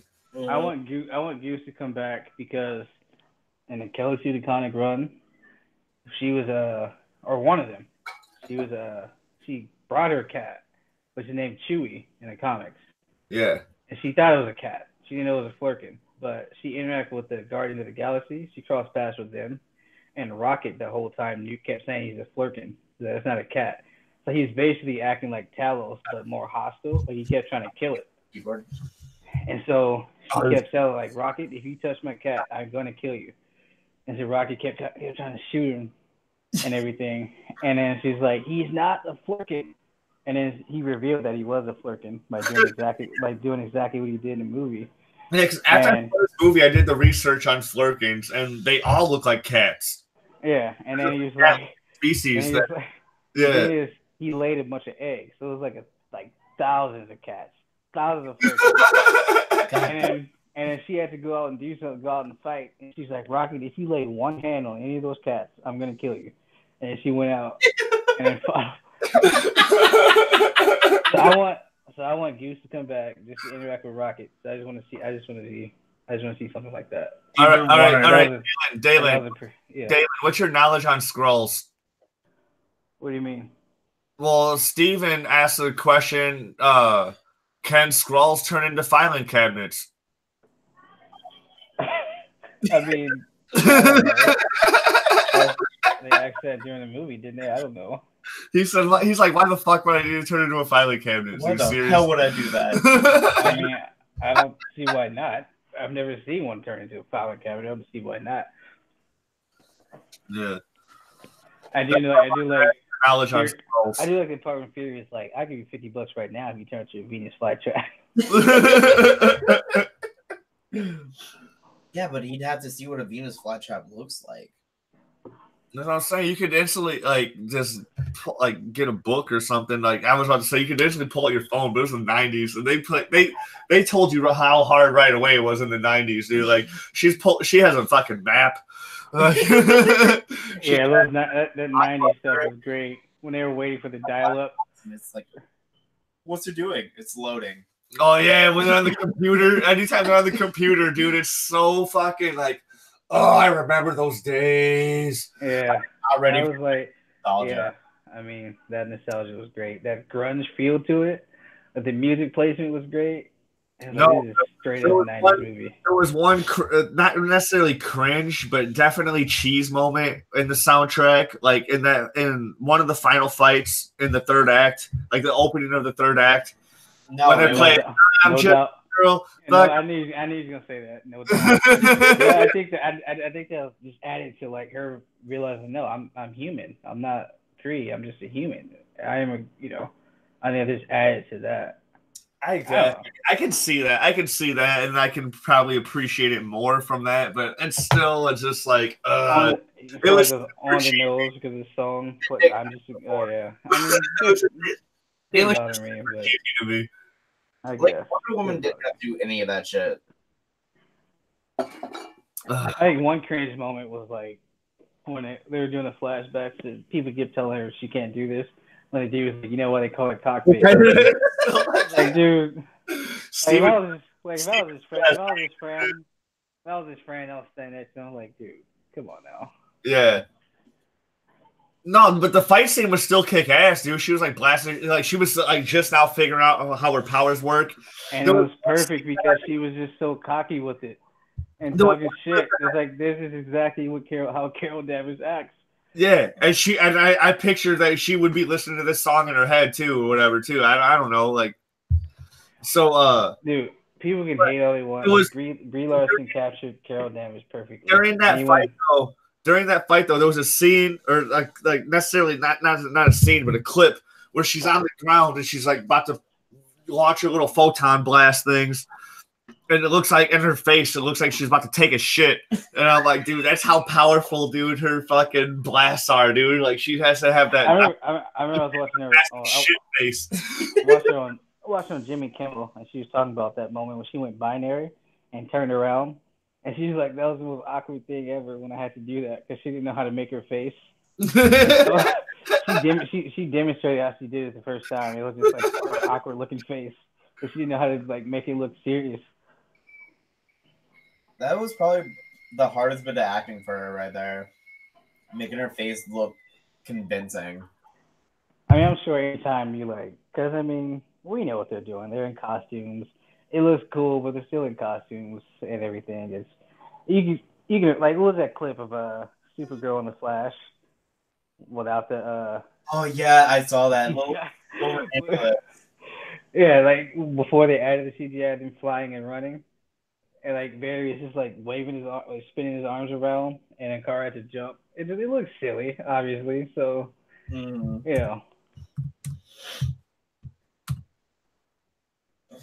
But I thought the fighting was great. I mean, some people complain about how the action was bad, but I think it was good. It was pretty cool. Like, we haven't really seen that before. Like, just flying and shooting energy blasts like that. Besides Iron Man. Probably like the only wow factor of the movie, besides the Mallrats script, Stan Lee cameo. To me, like, with her actually, like, unleashing whatever, she got the mask on, you got the mohawk, and she's fucking blasting through spaceships and shit. I couldn't help but grin every time she had the mohawk. Now I'm like, I couldn't help but grin every time she had the mohawk. No, she can't. She can totally one-shot Thanos. Can't. I mean, Scarlet Witch never got a chance to fully learn her true power, so like, you think she's not coming back? She's definitely coming back, dude. Like, I'm just saying, she could have one-shot Thanos too. Like, Scarlet Witch is one of the most powerful people in the Marvel universe, and she hasn't been able to unleash her true potential in the MCU. I mean, Thor finally got to unleash his true potential in Thor 3, and then we came down into fucking in Infinity War when he came down into Wakanda. Dude, he was wrecking shit, dude. Like, I saw like some fan edited with like the Immigrant song when he came through with a Bifrost. Like, it fits just as good as. Wow. What I think with what they're gonna do, I think they're gonna I don't think she's gonna actually defeat Thanos. Like, I don't think that's how it's gonna work. I think she's gonna be a big muscle, like a big powerhouse against him. But I think it'll come down to the original 6. I think this movie is about them closing out their story. Yeah. The original 6 Avengers, which is only fair. They started it. I think they should end it because that's pretty much it for them. Basically, the only ones who weren't snapped. I think that she'll actually get some pretty good hits in on him. Obviously, she's gonna, until he just sort of wrecks all of them again. I mean, they're definitely gonna nerf her for Endgame. Well, the Russos already spoke about that. They said, like, because they asked him, how do you handle a character that powerful? And they were just basically I think in a nutshell, just kind of play to her humanity a little bit. Like, she's flawed. She does have flaws and everything, like you saw in the movie. You just play to her humanity a little bit more. Yeah. Not necessarily nerf her. Because Thor wasn't nerfed. He was just stupid. He should have aimed for the head.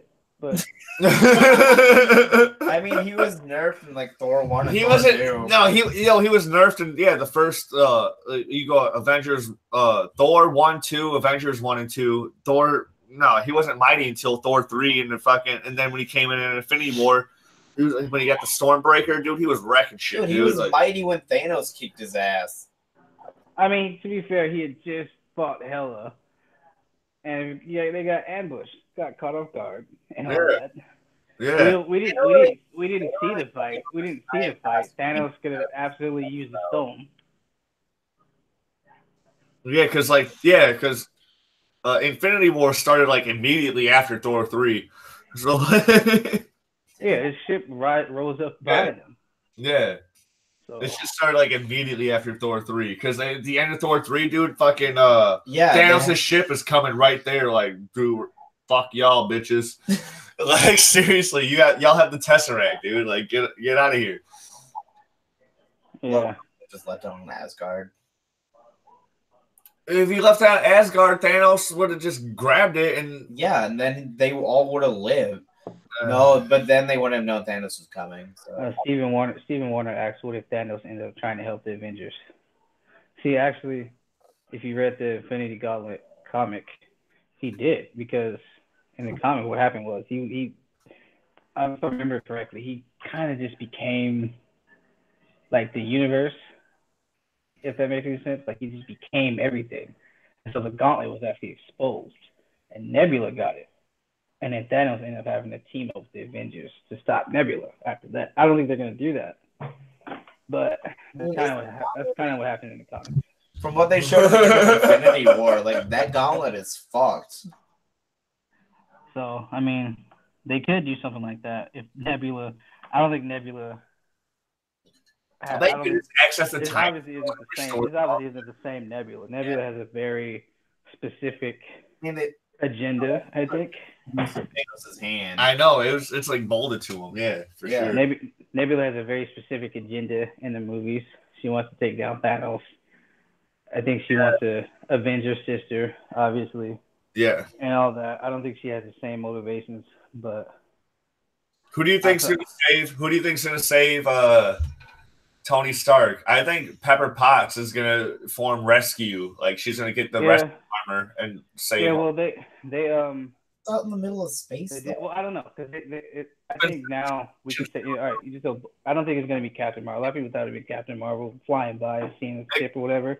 But that could be a possibility, because then they have that scene where they have like Captain America and Black Widow and but the thing is, so they were. If you think about it, in that first Endgame trailer, when Widow was explaining, she's like, Thanos wiped out 50% of everything. Yeah. So if you look at the end credit scene in Captain Marvel, she's talking to Carol. Dude, she's definitely talking to Carol. Well, yeah, she can be talking to Carol right there. So it's possible that she immediately flies down in the beginning of the movie, and then she's talking to her. So it's like she's thinking about that. So they obviously, in that second trailer, that Super Bowl trailer, there's like a big gap there. So what if Carol's standing there and they just digitally put her out, and they're looking up at Tony Stark coming back down, and you also saw Tony and Nebula working on something on the ship. So that could I don't know if that's before or after he's like kind of sending that message. So either way, but I do know Gwyneth Paltrow was wearing some sort of suit. They already showed that. It kind of spoiled that. She's wearing like CGI gear. So it could be rescue. That would be perfect, because the rescue armor is for rescuing. So it could be that she could have got that message. Haven't they confirmed that Endgame is like 4 or 5 years after Infinity War? And he says the word rescue, but that doesn't mean shit, because you say a word doesn't mean like right. He says the word like there's like he says no chance of rescue, so that'd be like the perfect fucking sort of spin for rescue to come in and be all like, gotcha, bitch. Yeah, but we don't know how far outside of Earth he is. Yeah, we have no idea where Titan is, because that's where he flew off from. Isn't Titan? Yeah. I'll be right back in a few minutes. He's been out in space for like 4 or 5 years. I'll be right back in a few minutes. All right. Let's catch up on the group chat here. What if Thanos ends up trying to help the event? Okay, we saw that. The quantum realm of possibilities. Yeah. All right. There was a leaked image of Pepper in the red. Yeah, there was definitely that. We've mentioned that. What is love, baby? Don't hurt me. Don't hurt me. No more. The first end credits was amazing. The second was trash. They did a similar thing with Ant-Man and the Wasp. I mean, for which movie? Captain Marvel? I don't remember the one end credit scene. What? No, right. Yeah, because the end credit scene was the ant on the drum set. Oh, okay. So this one was the cat puking up the Tesseract. Yeah. And there was a lot of people that had a lot of speculation on that. Like, how did the Tesseract get there? So here's the thing. There's a gap. Like, yes, Howard Stark did give S.H.I.E.L.D. the Tesseract, but then Marvel was working with S.H.I.E.L.D. at Pegasus, so she was able to get access to the Tesseract. How she got it, we don't know, but she was able to get access to the Tesseract and able to have it power her own ship, which may also lead us into a maybe Sword type base. Yeah, dude, I want Sword to be involved. Because there's S.H.I.E.L.D., but there's also Sword. I like to say Sword. Sword. I know that's the... Didn't Osborn form something like Hammer? Or something like that? I don't think so, unless he teamed up with Justin Hammer. I mean, Because Justin Hammer is fucking Tony Stark's lead opposition. yeah, because of, like in the comics, like S.H.I.E.L.D. fell apart and shit. Okay, yeah. So it was Captain Marvel. You weren't impressed with the cat puking up the Tesseract. I knew something was gonna happen because like I was all like, I'm like, what could the other credit scene be? I'm like, oh wait, we don't see how the fucking cat got the Tesseract out or whatever. We don't see how that happened. So then, yeah. So then I was like, all right, we're gonna see that, and then it was just the cat throwing up a hairball, pretty much. Yeah, Hammer was an organization formed by Norman Osborn. Really? Damn, what is that? It's an espionage. Is it on the? Because like Agents of S.H.I.E.L.D., they're sky based and terrestrial based. Sword is extraterrestrial based. You know, like they exist to defend against extraterrestrial threats. And well, Hammer was formed during the Secret Invasion. Is Hammer just terrestrial, like just fucking on the ground organization? It's the organization that replaced S.H.I.E.L.D., so probably terrestrial. So it's it's sky and so it's just planetary. All right. Yeah, because I thought it was just gonna be like a small sort of thing, like because Secret Invasion was sort of stupid. Like a lot of people hated Secret Invasion.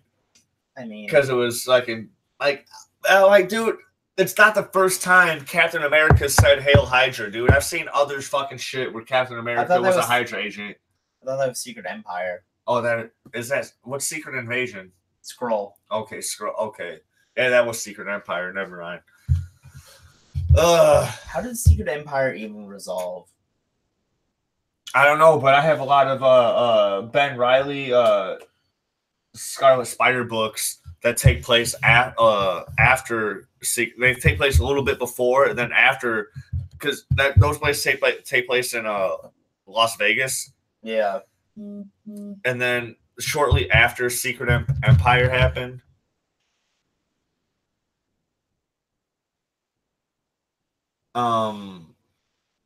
Las Vegas was in ruins or whatever, and Doctor Strange used like some sort of fucking time fucking shit to restore the whole city or whatever, but then that unleashed all sorts of fucking demons and shit into Las Vegas. It was like, dude, it got nuts. And that started the Doctor Strange Inferno arc.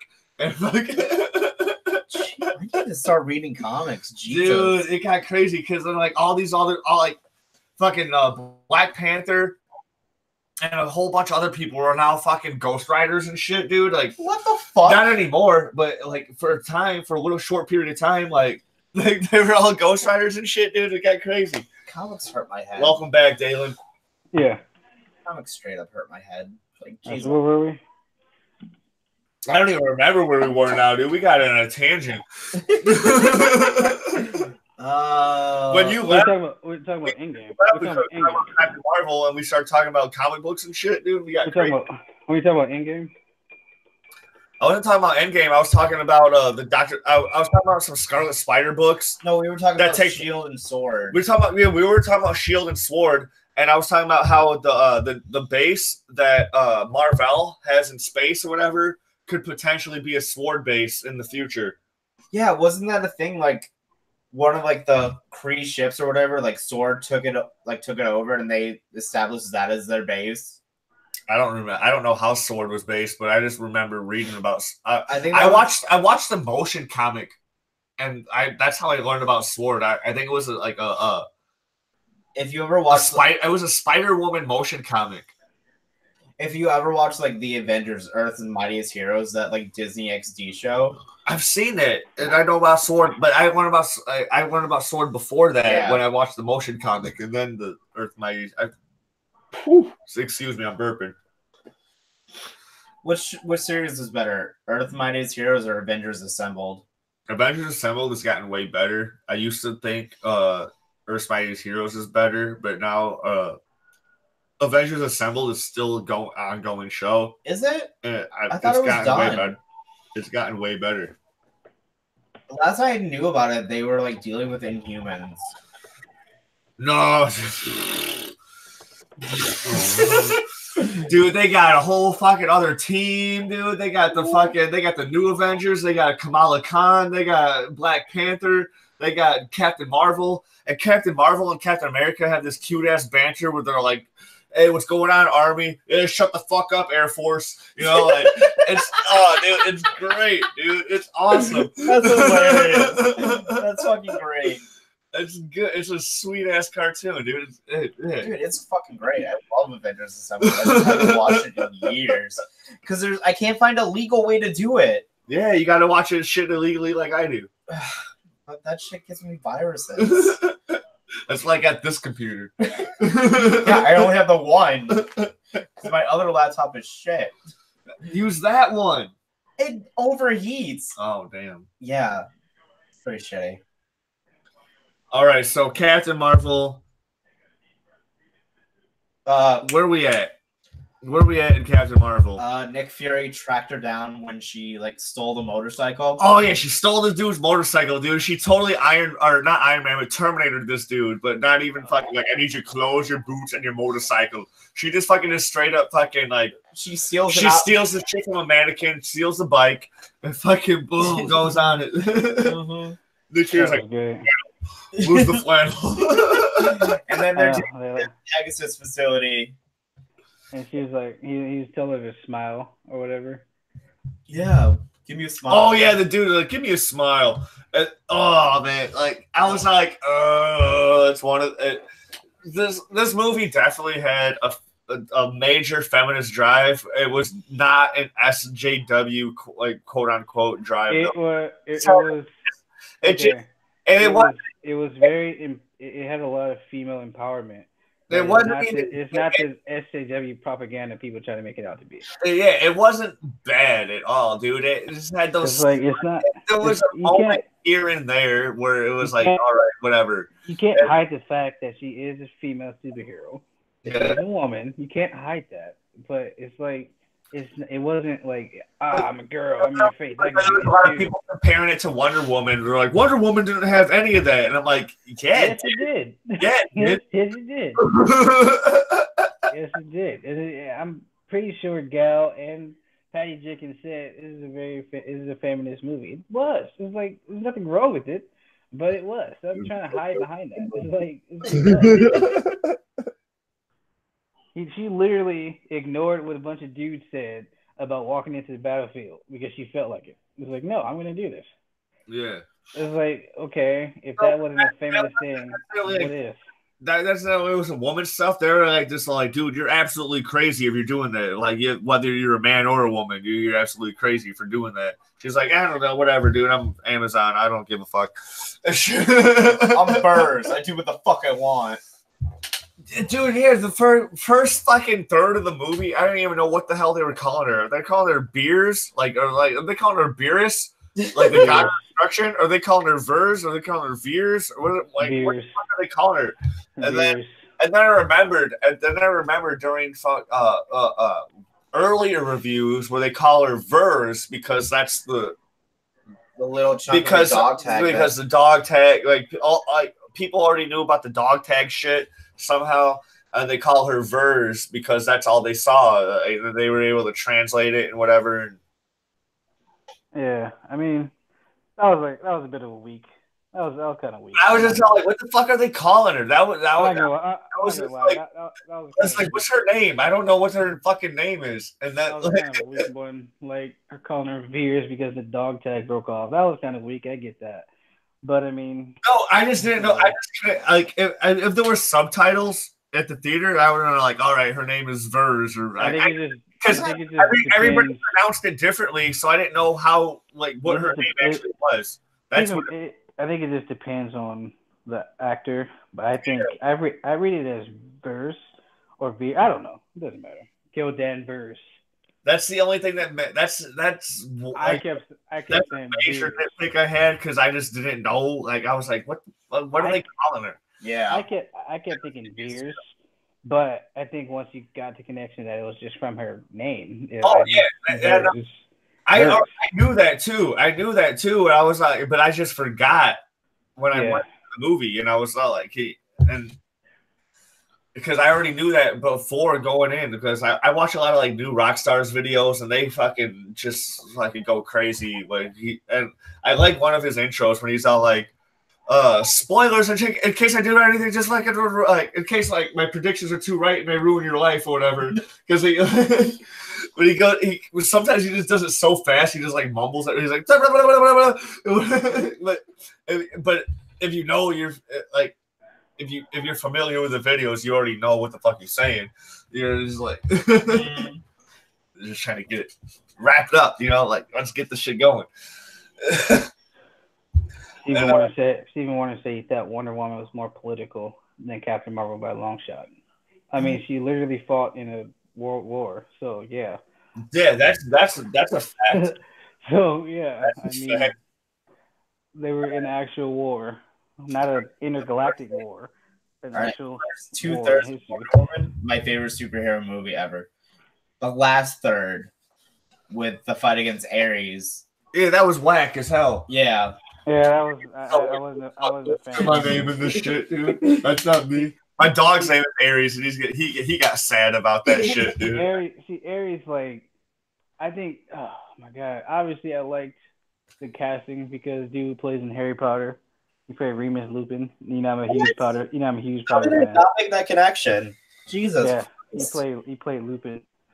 So I'm a huge Potter fan. So obviously, I like that casting, but he was better than what the true Ares form ended up being. Because, like, okay. Exactly. He was a dynamic character as that whole scene. They put that bad CGI armor on him. That whole scene of the build-up when they were putting things together, when he was basically revealing that he was Ares, I was like, oh, shit, okay, so when he's going to just burst out as, in his true form. I was just waiting. I was like, oh, shit, this is going to be good.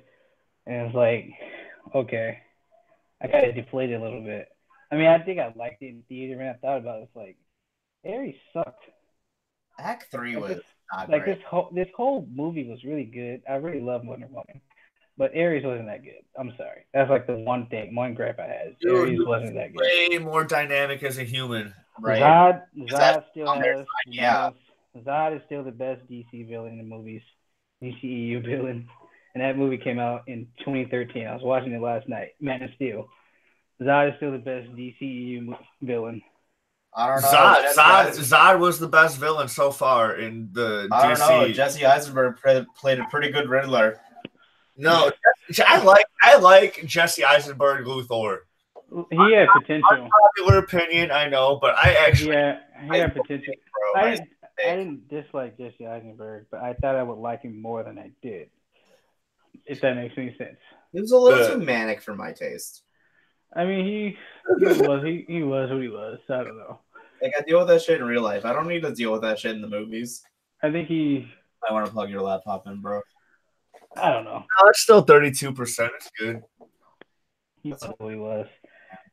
But I have keeping him charged all the time. Batteries die. All right. So, Where you guys know about her friend Maria Rambeau? You know about the whole thing? Maria Rambo? Her friend, that when she came back, when she went to visit her friend. Yeah. You know about all that? Yeah. I know. All right. At that point, there was some really shitty. Oh, yeah. There was some really shitty exposition with the daughter. It was like showing the pictures, and they're like, Oh, like, yeah. this is you when you were Blah, married. blah, blah. This is your you Oh, and dad. You don't get along. This is all about, like, I was like, oh my god, I rolled at that point. Dude, kids I'm sorry. well, how old was her daughter before she disappeared? Because there was a 6-year gap. How Yeah. old was her daughter before she disappeared? They showed her once. Like 4 or 5 or something like that. Well, she was really young. I don't know. She Yeah. looked like she was the same age. That's what I'm saying. It looked like she was the same age, but it's been like 6 years. So I don't know. I don't know what that was about. But anyway, her daughter ends up becoming Captain Marvel as well. Oh, I know, or some sort of version of Captain Marvel. Yeah, I mean, she had the name before Carol actually, but Oh, yeah. I'm pretty sure that she's gonna go by the name Fulton. That was her mother's name on her plane, Fulton, because she's had like a bunch of names, but I think they're gonna go with Fulton. I did like when her and Nick Fury were washing dishes together, and she's like, "No, it's Marvel." He's all like, "Well, I like Marvel better, dude. Fuck it, like, shut the fuck up." And she's like, "I guess I'll take Marvel." Yeah. You're right, little boy. His laugh is funny. Dude, he loves my laugh, dude. He always tries to get me to laugh. I'm like, "Well, say something funny, bitch." I gotta use the bathroom again. All right. No, when like the daughter is trying to convince her mom, like, "Mom, this is like the most badass mission. You have to take this mission." Like, yeah, she's like, "Nah, I don't want to die." Obnoxious. No, but even before that, Talos comes in with like, "You should really be more nice to your neighbor," or whatever he said, and the whole like trying to convince them that he's actually really on their side, and the Kree are really the bad guys.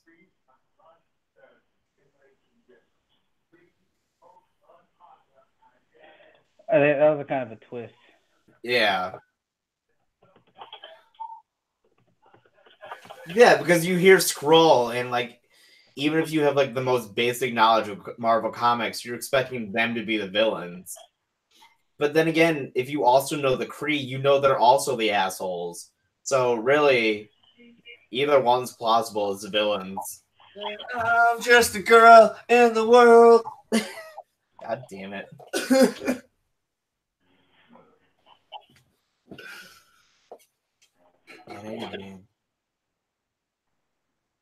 Where did you go, Dalen?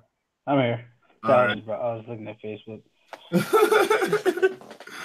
Did Nasser ever fucking start arguing back with you, or did that shit just end? He sent me the triple dots. That means he's done. All right. His passive aggressive. That just all the time. He'll be like, "Hey, good morning." Oh, that triple dots. It was passive aggressive. Wait, is that a thing? It was passive aggressive. I don't have anything else to say. I use a triple dots thing too, but he has a number of tricks to where he doesn't know what he wants to say, so he just kind of backs out of it. There's a few different methods of doing that. That was one of them. Like, he won't directly respond to what you just said. He'll say like, "Why do you even care?" Blah, blah, blah. If any of you guys want to know more about Nasser, you can feel free to check out his channel. It's on Nasser Rabadi. But there's so many Nasser Rabadis on YouTube. His image is like the. This is basically Diversity Comics meets Ethan Van Scribner. It's the same. It is like a merger. It's like a merger of both those channels. It's the same exact. It's the same exact content. He even does his hands the same way Diversity in Comics does in his videos, and does the same voices Ethan does. So it's the same exact. He doesn't do the same voices Ethan does. He does the same voices as your boy Zach from Diversity in Comics. Well, whatever. They both do stupid voices. But yeah, he does the same exact thing. So that's how you find him. Go ahead and find his channel and give him some love. But I did a Captain Marvel review on his channel a couple days ago. and it got crazy. You guys can watch the live chat on there, dude. It got nuts. Anytime I brought up anything, it got nuts, and I felt like if I brought anything up that I like, I'd really rather not. I felt like if I brought up anything that I like that it was like really praise the movie, even though I still did bring up stuff that praised the movie. But I felt like if I brought up anything at all that was all like, hey, this movie is actually pretty good, you should go see it. They're like, oh, what the fuck? He's one of them. Can I just say that anyone who casually uses the word SJW, it just needs to just stop, because that's just too much. Talk way too casually too. It's like, come on, not him, but his whole fucking fan base too. It's like, man, dude, fan base. I like having a smaller fan base with fucking genuine people than having a fucking crazy. Right? I give Nasser the benefit of the doubt. I've known the kid for 5 years now. I give him the benefit of the doubt. We know that he's not like racist or or misogynistic or anything. Like, he might be slightly misogynistic, whatever, dude. Like, he grew up Arabic, you know, fucking like.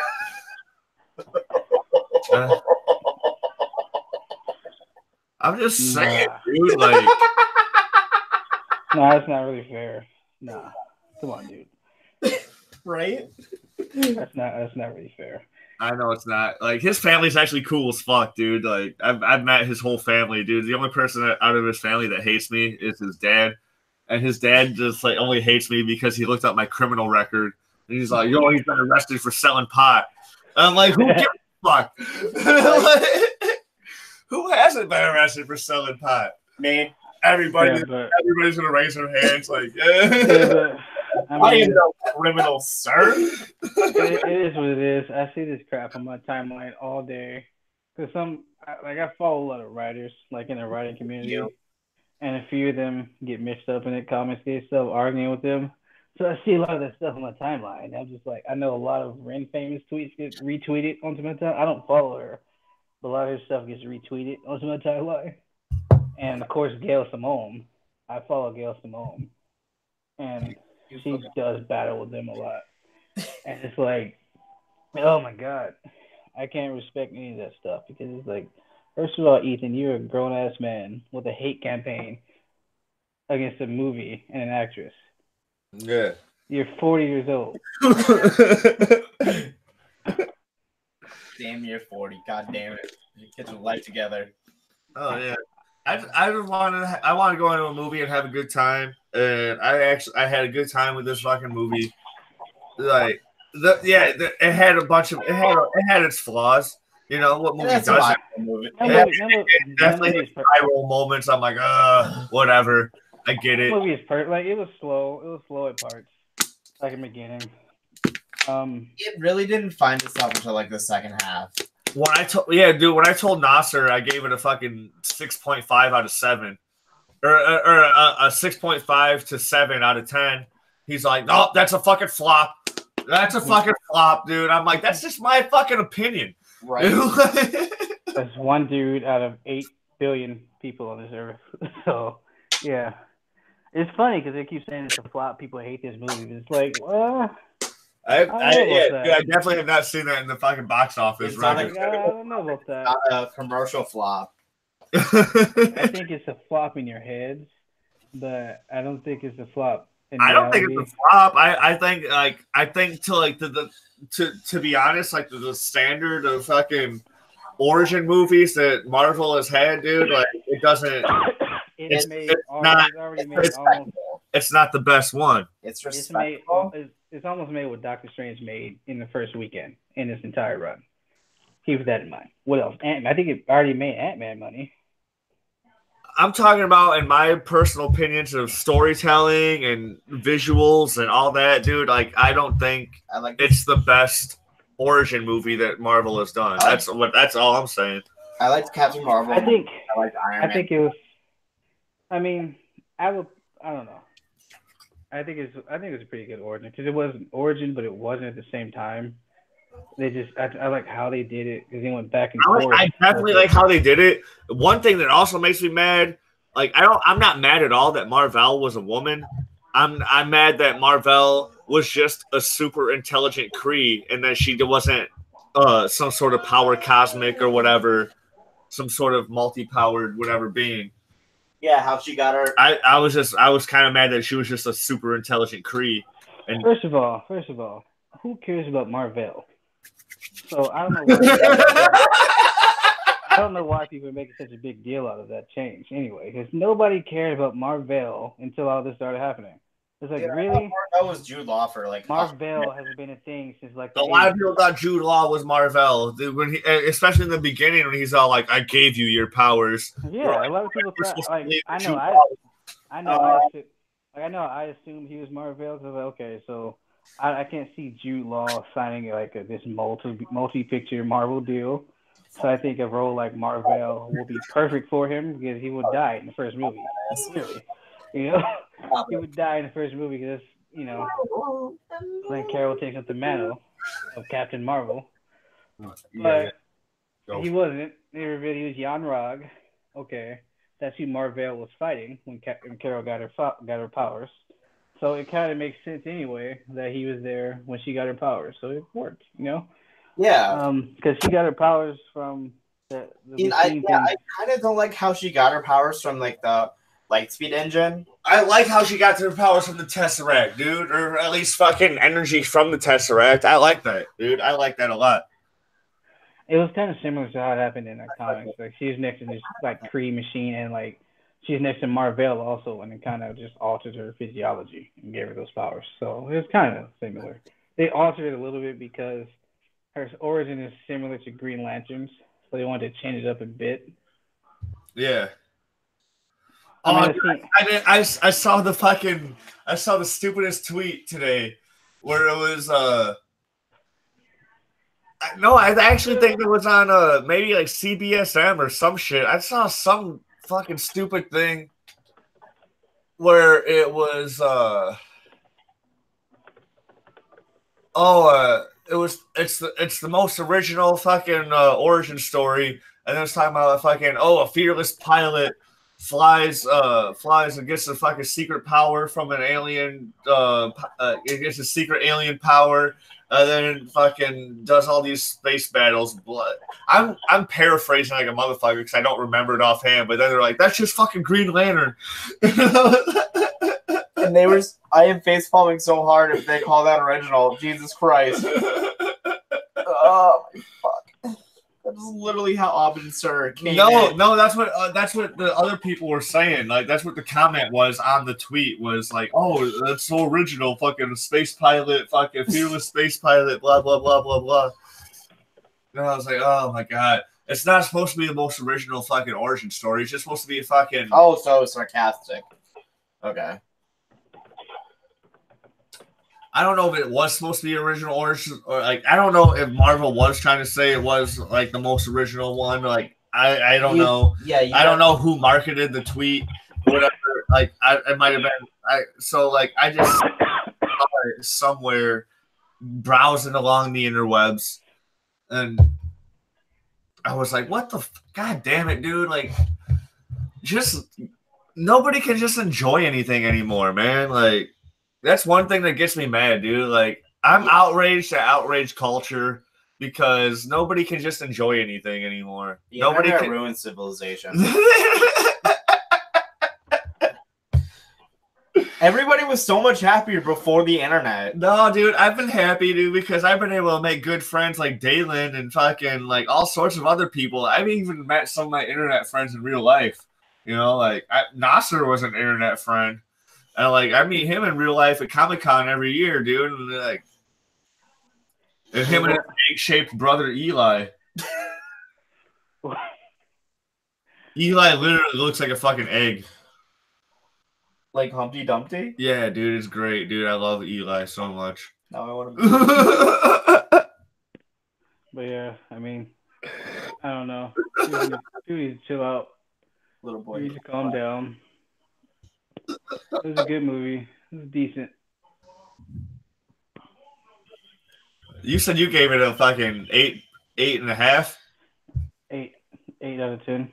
Nah, see, like, and that's from a fucking from you. I would expected you just like how much of a fucking Carol Danvers fanboy you are. I'm like out of nowhere, you were like 10 out of 10. Fuck what you mean. Get out of here. Perfect. Well, I mean, it wasn't perfect, but what movie is? So I mean, I don't think I've ever given a movie a 10.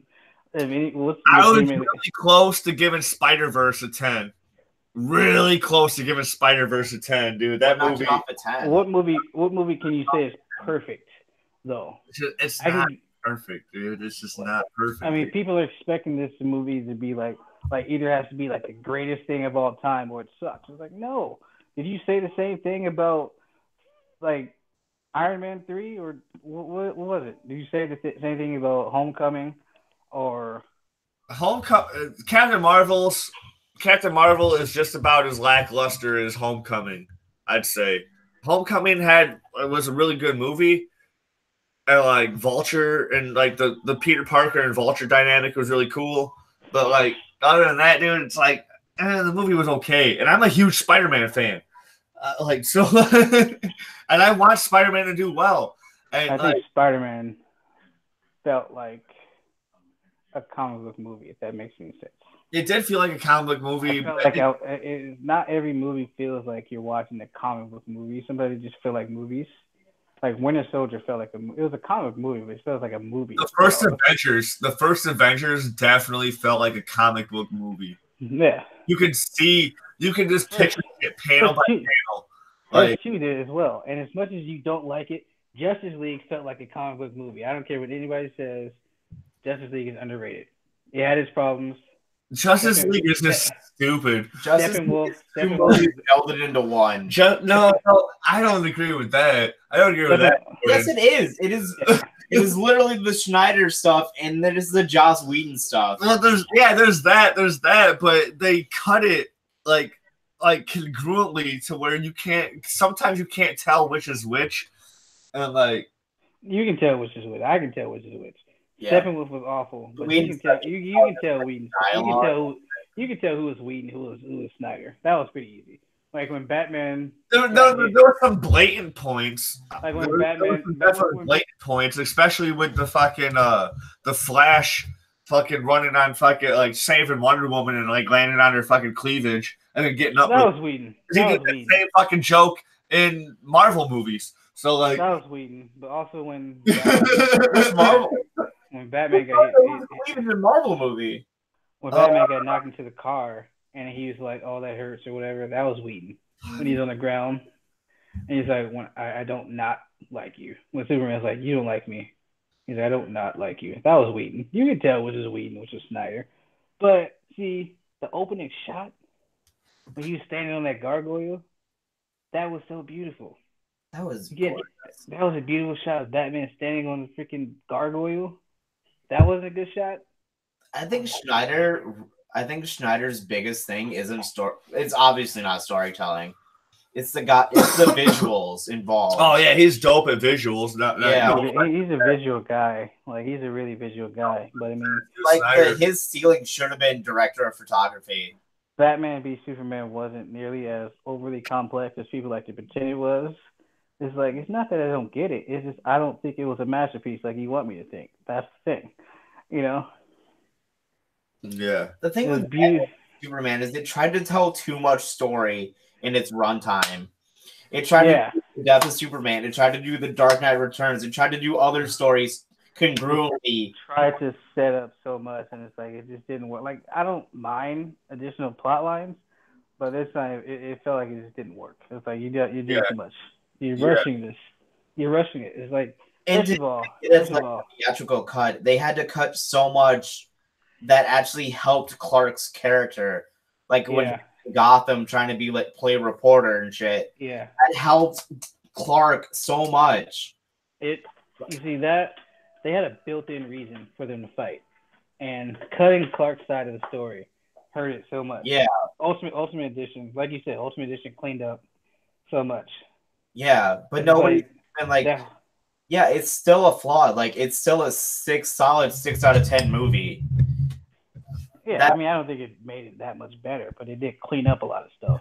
Yeah. It's just like people say Ultimate Edition makes it like way better. It's like I disagree. I don't think it makes it way better. I just think it just better, but it helps characters. It helps. Yeah, it helps flesh it out a little bit better. And it's like Yeah. I don't know why they cut this stuff out, but you kept this stupid bullet plot from Lois. It's Right. like, come on, dude. Like, if you're gonna cut anything, cut Lois's bullshit. Laxus just keeps on fucking doing like song lyrics and shit. And like they who was it? Timone is the OG. Oh my Like, god. First of all, I think it should have been a Batman movie. I don't think it should have been Batman v Superman. I think it should have been Man of Steel, then the Batman. And it should have just been a Batman movie. Yeah, it's just the Batman movie, maybe with like a Superman cameo, possibly. I don't know. And it's like then Wonder Woman after that. Then I still say you do Aquaman and then the Flash. Then Justice League, we introduced Cyborg and Green Lantern. And then after that, Green Lantern. That was perfect. That's the first phase. Then you start the next phase with Green Lantern. And then Man of Steel 2, maybe Batman 2, Wonder Woman 2, all that. Yeah. Aquaman 2. All the stuff Shazam. You do Shazam. You could do like you could Suicide Squad in the first one. I'm stoked. I'm actually stoked for Shazam. Yeah, Shazam looks fun as hell. Oh, you mean the real Captain Marvel? What people keep saying. They still call him Captain Marvel and Young Justice. Yeah. Well, I think that was before the lawsuit, though. They call him both Shazam and Captain Marvel. They use the names interchangeably with that character in Young Justice. Well, Young Justice is pure art. Yeah, Young Justice is probably like one of the greatest animated TV shows ever. Young Justice is an easy 9.8 out of 10. No, dude, obviously, yeah. I am so hyped for second half of season 3. Dude, have you been watching Doom Patrol on my service yet, dude? I haven't. I give you free access to DC service, and you're not watching Doom Patrol? It's like if it was actually on like a console, yeah, I'd be watching. You can get a Roku. That's what I heard. You can only get it on a Roku. I've heard the same nitpicks from other fucking DC reviewers. So I've heard the same nitpicks. They can't get it on their PlayStation, so they had to buy a Roku. I'm like, not spending money. So we back to DC. We can jump into Arrowverse. Dalen, I'll give you free access to my DC universe, dude. I already have it. Damn. Oh, you got it again? Yeah, I renewed it. I haven't used it since though, so I don't know why I did. Because it's like Titans is good. I don't know why you redo it when I'll give you free access. You're a good friend. I only give it to my good friends. Because you told me after I redid it. Otherwise, I would have took that. So yeah. No, just like you can cancel that shit and then just log in under Tim's. Yeah, you can totally just log on under my name, dude. Like I've got so many people, and I've never got the notice where like too many people are logged into your name. So like, I mean, my Hulu has like 10 devices connected to it. All of them are mine, but all of them are mine. They got my old phone, all this. So we're back on DC. You want to jump back into Arrowverse?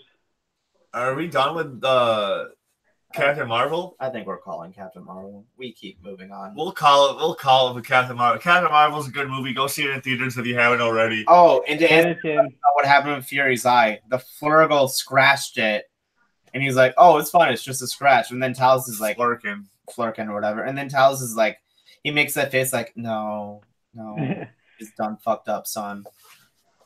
I laughed really hard when the Flurkin was throwing up the fucking Tesseract. I was like, everybody was leaving the theater, and I was just sitting there like cracking the fuck up. Oh, that shit was hilarious. No, there was another funny moment. It's like Coulson brings in like a bunch of glass eyes, and it's like, is it true that you lost your eye, like saving the scroll from like saving someone from like a he's all like, I will neither confirm nor deny that. That was pretty great. All right, man. On to the Arrowverse. What are you gonna say about DS? Go ahead. I already talked about Diaz. He doesn't. He thinks Diaz is a shit character. I absolutely love Diaz. Diaz is terrifying to me. So Diaz had 3 of my favorite moments of this whole season. He shot Felicity twice in a dream in like the first couple episodes, and then he shot her again in like the last episode in one of her dreams. That was like those are the 3 of my favorite moments. Because he hates Felicity. Oh, you're one of those. I hate her with the. You know what? She is the worst character in the entire Arrowverse. I will say that. but I will say, I actually look forward to her interactions with Laurel because I really like their relationship. I really like that dynamic. I mean, all right, I kind of understand all the hate Felicity gets. It does become Felicity and Friends at times. Not so much anymore, but it used to. Dude, especially like Felicity and Iris team ups. I'm like, ugh.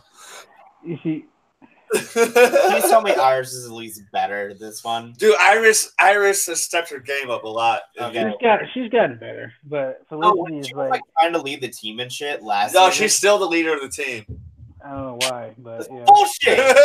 That's some goddamn bullshit! Yeah, Iris is a team leader because she has to have a role on it. I mean, I don't know why she just kind of took it. Her journalist game up, except for like recently when she's like, I'm afraid to be a journalist now because Cicada killed me in all the fucking 52 timelines that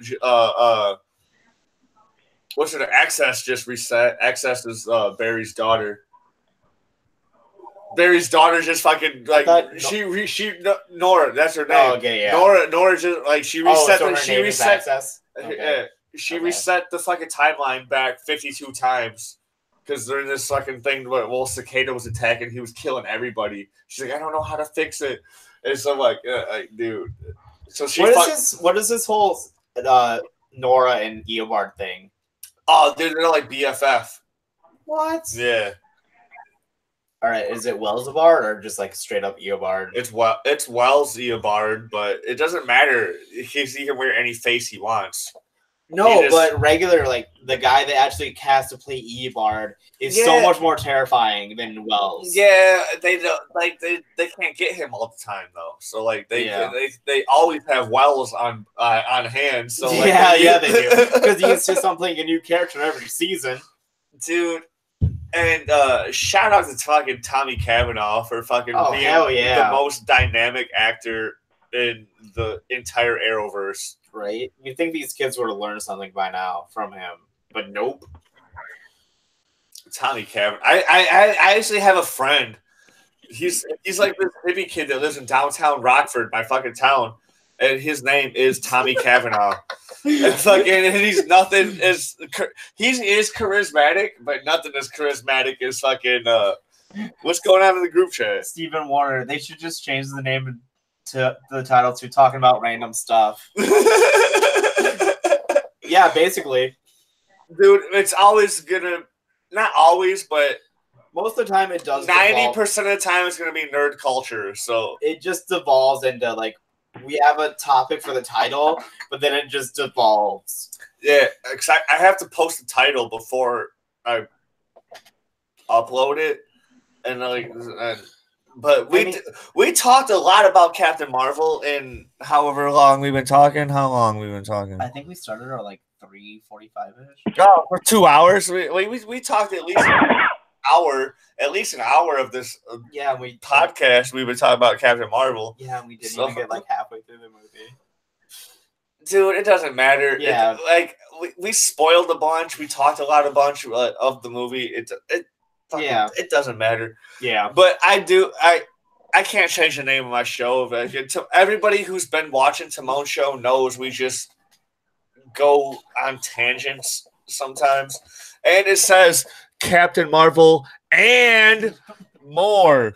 The and is like boom, like we're going to talk about more than Captain Marvel. And I mean, the last stream we did that was like Thursday. We started with Captain Marvel, will it kill the MCU? Then we talked about One Piece. That devolved into Naruto. That devolved into Dragon Ball. That devolved into Digimon. Yeah, dude. We went on a fucking tangent on Thursday. Definitely. That was one of my favorite shows, honestly. Oh man, so Oliver Queen is going to sacrifice himself to the Monitor. How do you feel about that? You know what?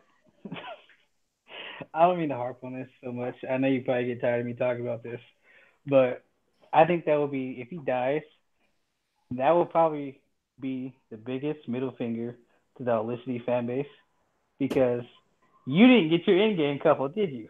Because he died. So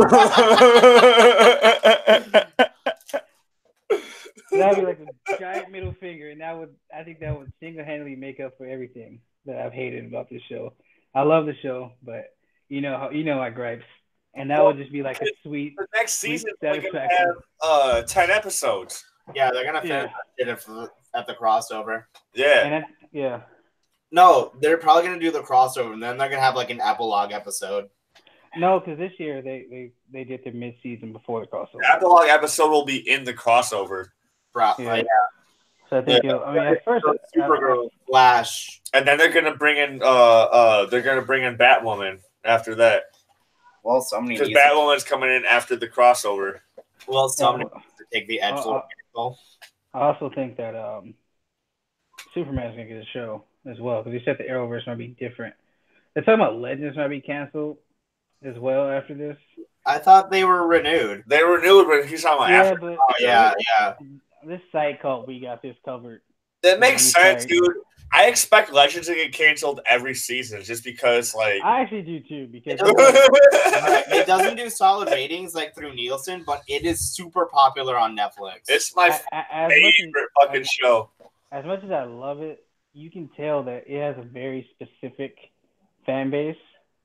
Like, you have to get Legends to really like it, I think. Like, you have to accept it is what it is. It's not the best comic book show, but it's in one of my favorites for sure. You have to accept that it's a show that does not take itself seriously at all, and they are purposely trying to outdo themselves in ridiculousness. It's like you have to accept that, but a lot of people don't, and it's like they have a giant Beebo fighting a demon.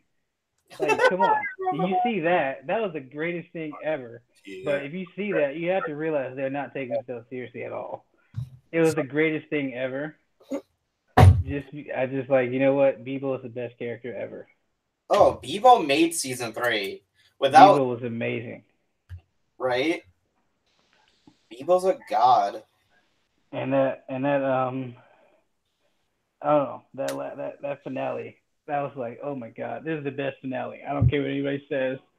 This is why I named the chat Beebo fans. I need to be part of that. This Beebo he's the best. I want a Beebo hat. Oh, I was gonna name my character in D&D Beebo, but then Tim's like, no, you'll never be as epic as Beebo is. Nobody be as epic as Beebo. Nobody can be. It's impossible. No, but one of my favorite moments from last season was when Damien Dark was resurrected and it's just like, return of them, and he's just kicking ass. Oh, yeah. I also like when I was kind of on and off about him being a part of the season, but I like when he put together that Firestorm switch places, and he's just laughing at him. He's like, you two switched bodies, and he started laughing. I feel like Damien Dark is more of a Legends villain now than he ever was an Arrow villain. Like, yeah, he was too much on Arrow. Like that was too much. They wanted to go supernatural with Arrow, but it's like, no, it's not working. He's too big a threat for them to realistically handle. Yeah. Like, there's no reason why he shouldn't have just snapped the necks in like the first episode.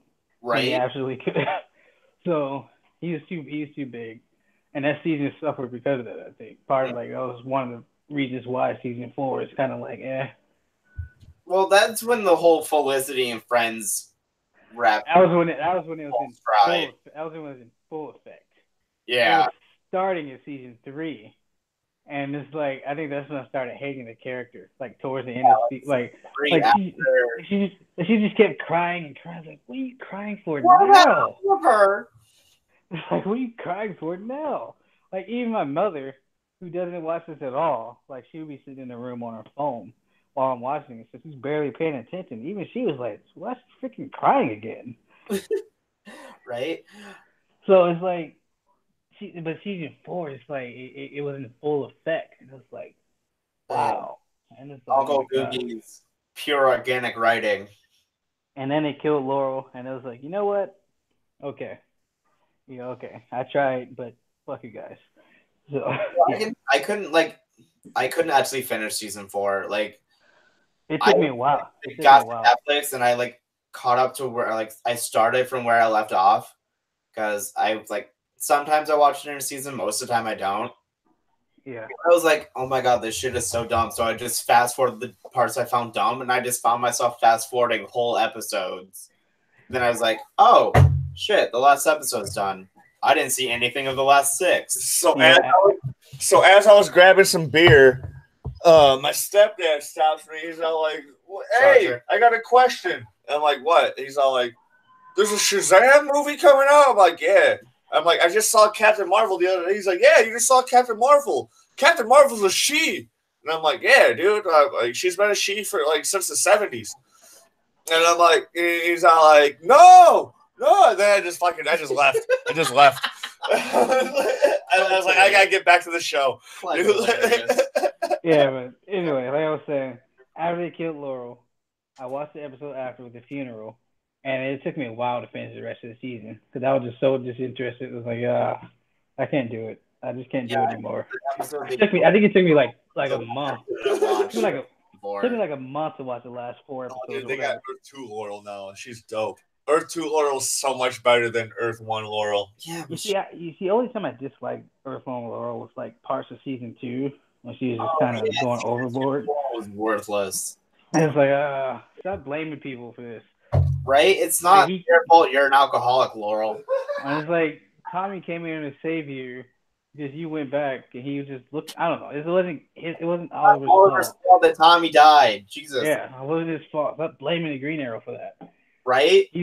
So that was the only time I disliked her, but I appreciated her whole arc. I was like, she had a really good arc. And I think she actually won an award for that.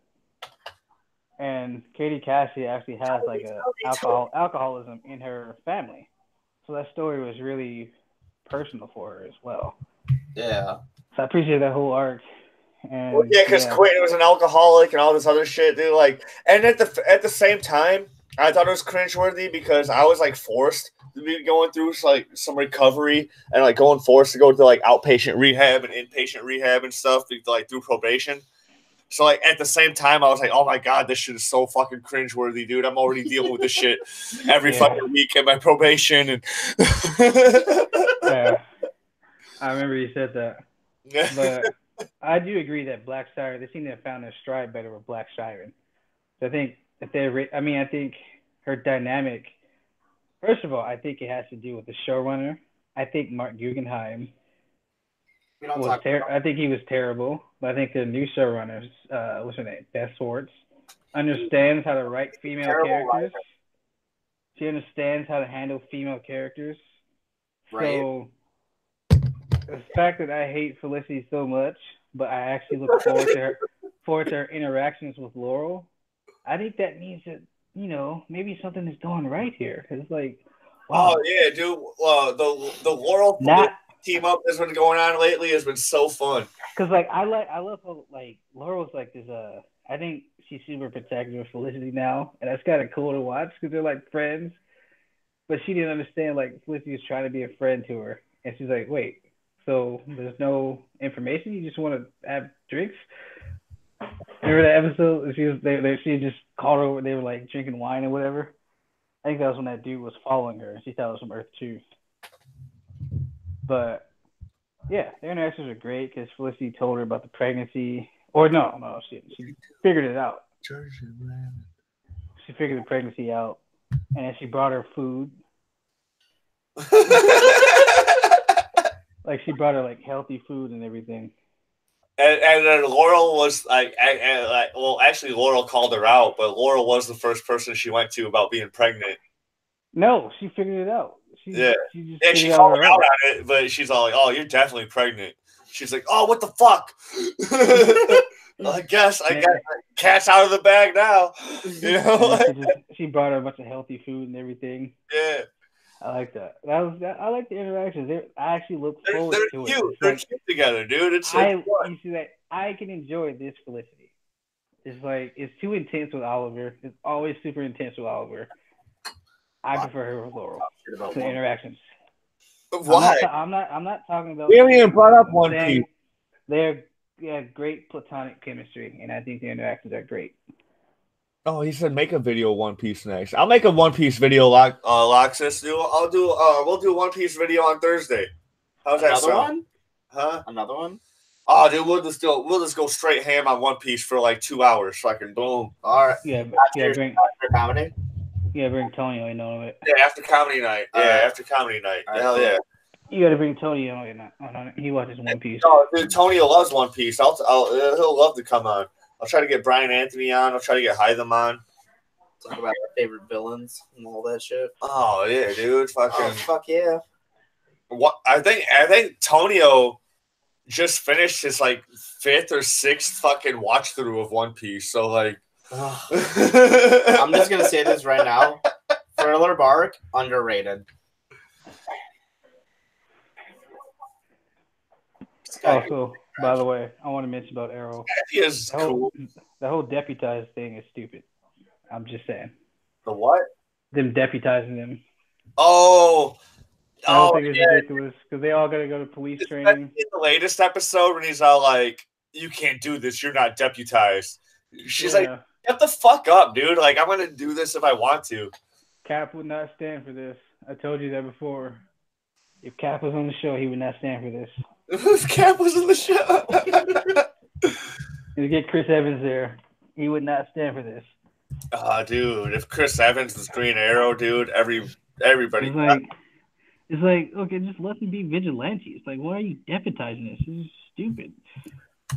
So I was watching a Cinemassacre video, and they were talking about their favorite recasts, and just imagine if just like the Arrowverse just randomly in one episode just randomly recast like MCU characters in their fucking show for a week. I want Chris Hemsworth to be the Arrow. Dude, Chris Hemsworth would be the Arrow. Chris Hemsworth would be Arrow. Who would you want to play each character? Black Widow, Sarah. I guess. Black Widow, Sarah. Okay. Elizabeth Olsen as what's her name? Killer Frost. Dang, man, I'm busy on Thursday. I work at a strip club. Lox is like, do it Monday, Tuesday, or Saturday. I'm not busy those days. I'm like, we're busy those days. Yeah, I actually had this whole entire week off because I'm supposed to be in Florida, but the plans got canceled, so I have this whole entire week off. Yeah, but we're busy Saturday night, always. Yeah, Elizabeth Olsen as Caitlin, the Killer Frost. Okay. Yeah. Okay. Yeah. I can. Let's Killer Frost come back. RDJ. Oh, dude, Killer Frost has 100% control now. Seriously? Yeah, dude, she's dope. No, that's another dynamic I really like. Because in the last episode, they were talking about going after she can like communicate with her, like she's going after King. She's going after King Shark. Yeah, she's going after King. Like they were talking about. Let Caitlyn have like something. Dude, like Killer Frost and Caitlyn, they're still two completely different people, but they have complete like psychic control of each other. So like she can morph into Killer Frost whenever she wants, and they can communicate. They can communicate with each other when they're not. Yeah. Like, when you made it sound like Killer Frost just like took complete control. No. They're like two completely different people. They can switch out like Enchantress kind of, but they can, Yeah. All right. Let's. And they had an interesting dynamic because like they were talking about King Shark, how to go get him last episode. Yeah, I think King Shark will be able to develop the same thing, dude. Possibly. No, but it is like they're talking about how to take him down or how to go communicate because he lost that or Grodd was messing with him. Yeah, they're talking about how to deal with it. And Caitlyn was like, "Oh, maybe I can go talk to him." No, I think they're talking about Grodd. Dude, this latest episode. She's like, Caitlin was like, maybe I can go talk to him. I always had a, good relationship with him. And Killer Frost was like, no, the hell you're not. The latest Flash episode had a way better fucking like.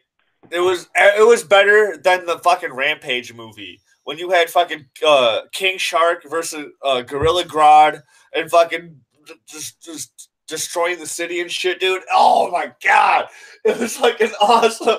It was better than the Rampage movie, and that had The Rock in it. Need to clean up after the entertainers.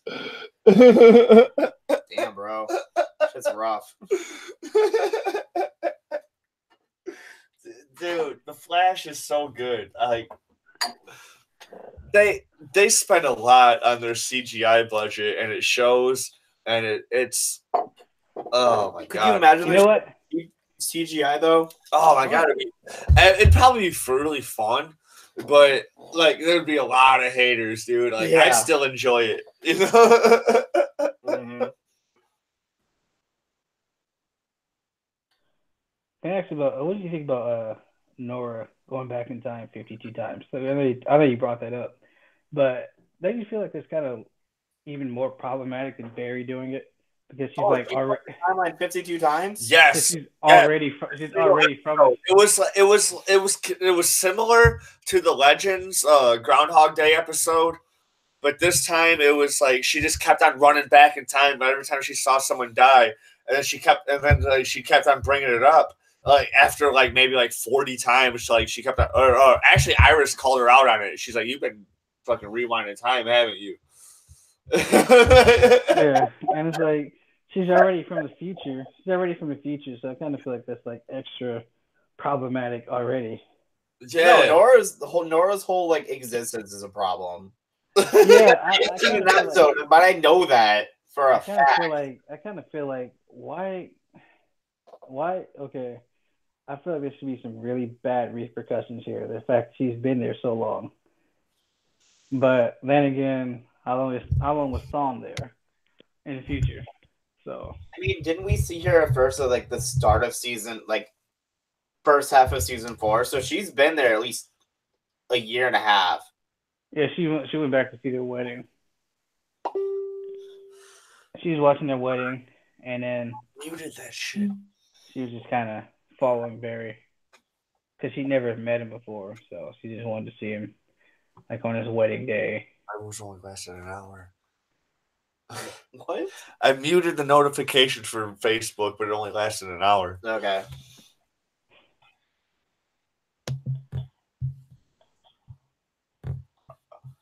I mean, I don't blame Nora for like wanting to see her dad's wedding and shit, but I don't have a problem. Back. I don't have a problem with Nora. Not a lot of people don't really like the character. Only issue I have is like there's always some big issue when she's crying and running out. It's like, come on. It's the same thing. It's the same thing every week. Yeah, that happens a lot, dude. She's like the hallway trope. She's like fucking like 25 years old, and she fucking has these like teenager temper tantrums every once in a while. It's the same thing every week. It's like, Nora, I'll go talk to him trope. No, they still have the I'll go talk to the whole dude. Flash, dude. At every episode, they're gonna have the I'm gonna go talk to him in the hallway or in the fucking some other room. Like, yeah, dude, they do that all the time, dude. Shit needs to end. Aries, that's my stuff. Aries, dude, who let you back in here? Oh, I have to have the door open because I'm charging the laptop. I mean, but I think there's a reason why she does that. Because, like, whatever she's doing, she's trying to save Barry, I think, from Cicada. So, it might be... trying to keep her dad alive. I get that, but, like... Things keep going wrong, so... But still, it's the same thing every week. Ignore it, chill out. There is every once in a while where she's just trying to like go with the flow with things or whatever, but then like she'll freak out and like this is she did actually help enhance some of the stuff. Like she enhanced Iris's timeline of setting her own newspaper up. So like that they enhanced the timeline for Crisis, which may or not be a good thing. I don't know. Like, so nowhere it did do some things to help speed up the timeline, but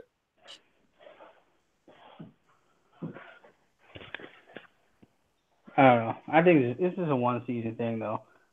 I think it is. honestly, I But hope this she one joins. season is playing like huge ramifications for like the whole Arrowverse. But I hope she joins the Legends though.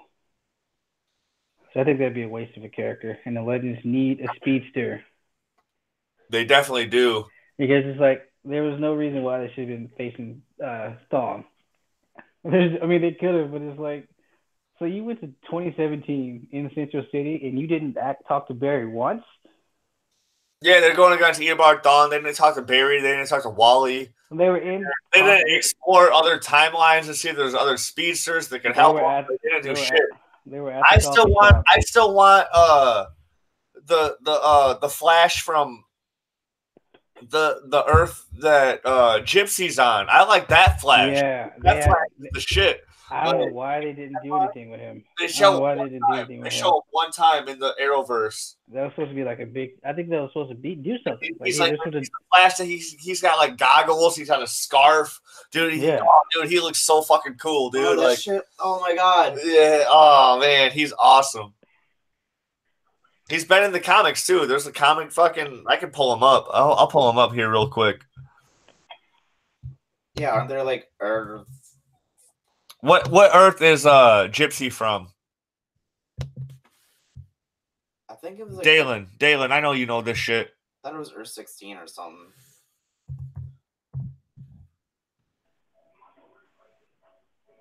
Alright, so what else in Arrowverse? Batwoman. What Earth is Gypsy from? 19, I think. All right. I think you're right. Yep. Hold on. Yep. Here we go. There he is, right there. I'm gonna pull him up here. I'm gonna pull up screen share here real quick. Yeah, she's Earth 19. Yep, I got him. Yeah, I think they were supposed to do something with that Flash, but there he is. Accelerated Man. I don't know why they didn't do anything with him because he looked pretty cool. He's in the comics too. I hope. I think I can pull something up. His comic design. Here he is. Oh, that's pretty cool. Yeah, dude. He looks awesome. He looks awesome as fuck, dude. Yeah. He does. I was like, dang, they bring this dude back. Kept bringing Jay Garrick's old ass back. Bring this guy back. They bring Jay Garrick back like every other fucking like crossover or whatever, you know, like. Hold on, how do I get out of screen share? Get me out of screen share.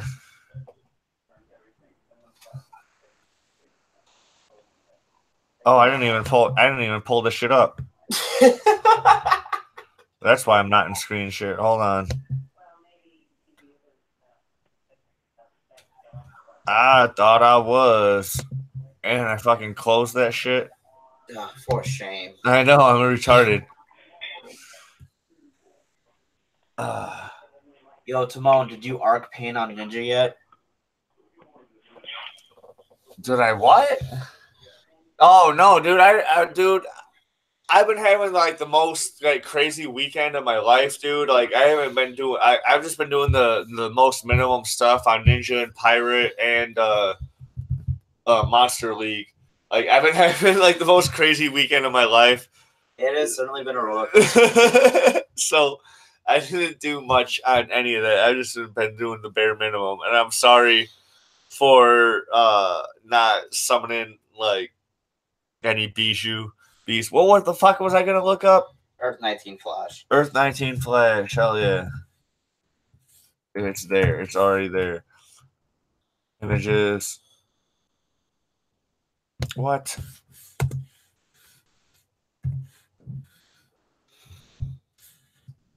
Oh my god, this is embarrassing. So there's that one on the CW. And then there's that comic book version that I pulled up that I thought I pulled up earlier, but I wasn't entirely on screen share. What was that Flat Earth video we were watching the other week? Flat Earth video was from Mark Sargent. It was link that to me later. I definitely will link that to you later. I'm ready to go down that rabbit hole. Dude, the Flat Earth rabbit hole is ridiculous. Dalen went away somewhere, so like I don't know where he went. The Flat Earth rabbit hole is stupid, ridiculous, dude. Don't do it. Don't do it. Actually, I do. Actually, I recommend everybody to do it, dude. Like, dude, I might go down the anti-vax rabbit hole. I'm not even ready for that one. Oh God, nobody's truly ready to deal with dude. that. But the same thing is like the same super hot chick that fucking got me into watching Flat Earth videos is also an anti-vaxxer. Dude, she's like super fucking hot. She lives in Detroit. She even fucking drove out here from Detroit. It's a fucking 6-hour drive. She drove out here and came out here and visited me for a whole fucking weekend. Oh my God. She got me watching the Flat Earth videos. I'm like, sometimes I'll fucking like egg her on her fucking anti-vaxxer shit. And I'm all like, yeah, dude, I was never vaccinated and I'm still fucking great. Because I never was. I was never vaccinated or whatever.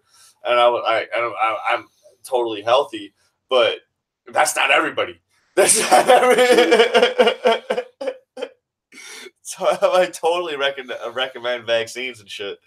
But so she sent me the same video that I was showing you the other day, and that was the first one. I was like, all right, dude, this seems interesting. I want to go down that hole before I watch the but in the video he starts talking about like there's these machines that are underground. And that's how fucking, like, magma is fucking pumped up through fucking volcanoes and shit. And I was like, this is the coolest shit that I've ever heard in my entire life, dude. Because I like science fiction. I like writing science fiction. And I'm like, this shit is this fucking gold mine. This is a fucking science fiction gold mine right here, dude. Like, little boy's like, yeah, sure, with the fucking doubtful emoji. This shit is a science fiction goldmine. So go check out Flat Earth videos, dude. The best part about Flat Earth is there's two different sections about it. There's the Flat Earth Society, which is the FES or whatever, and then there's IFERS, which is the International Flat Earth Science Research or some shit like that, which is run by this dude named Eric Dubay. And you can check out Eric Dubé's fucking YouTube. This dude's fucking absolutely nuts. But he's actually super smart at the same time. But when he starts talking about his flat Earth shit, dude, like you can like dude, you were absolutely fucking nuts. But you're 100% entertaining. It's just like Alex Jones. It's definitely just like Alex Jones shit, dude. Where you're like turning the frogs gay. We're like Alex. Like sometimes Alex Jones gets a lot of shit right, but how he comes across it, dude, like with his fucking just complete lunacy is all like, oh my, you can't take anything he says seriously.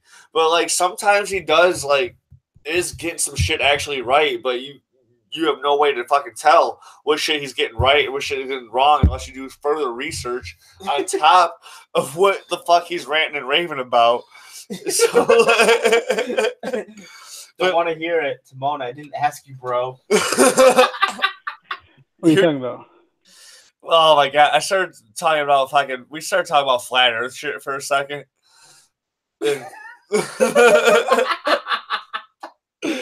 I'm going to be doing a Flat Earth podcast with one of my ex-flings. She's my married ex-girlfriend.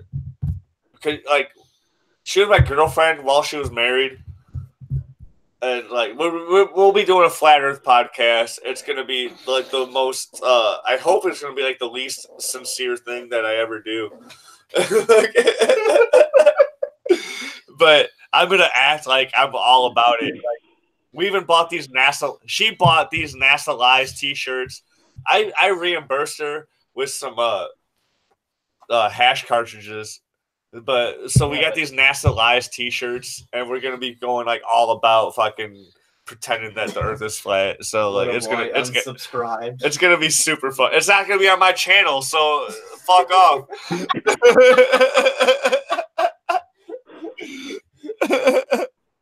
How can you not be having fun?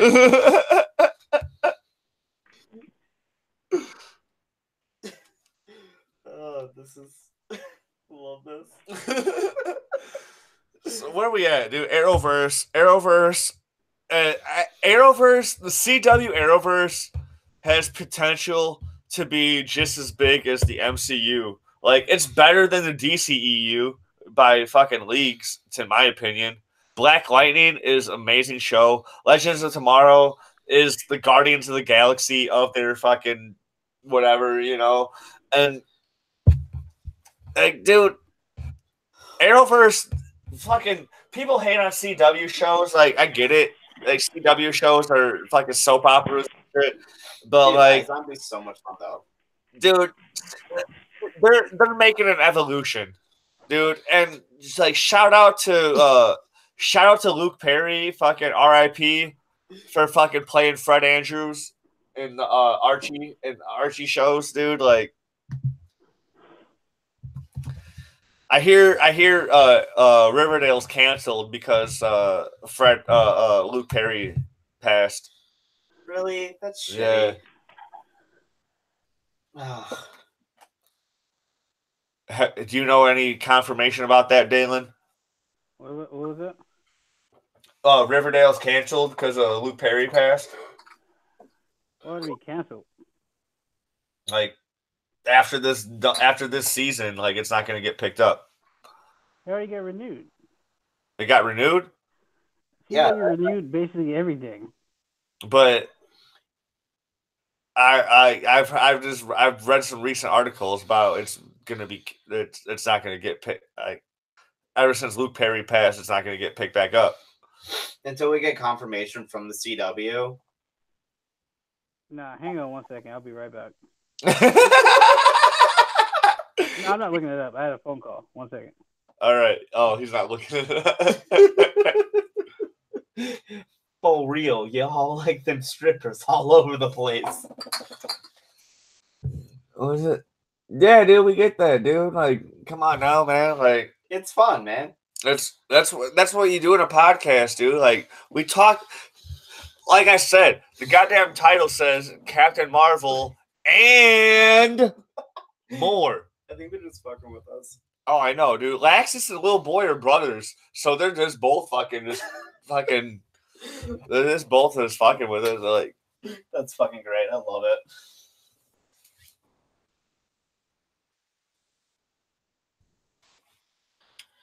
Oh. What does it say for real? Yeah. Oh man. What's your favorite version of Spider-Man? I don't really know the one. What one? Peter Parker. Like, I got a little exposure to Miles from Spider-Verse, and he seems pretty cool. But there's other Peter Parkers, man. The main Peter Parker. Okay, I'm back. All right. Fuck that guy. All right, so yeah, the CW renewed everything. Like, literally everything. Yeah. So do you think, like, in the final episodes of Riverdale, they're gonna like find some way to like write them off? Or what season are on right now? 3? Yeah, they're on 3. Sorry, Ayers. They're on season 3 of Riverdale. Yeah, they got renewed, with everything else.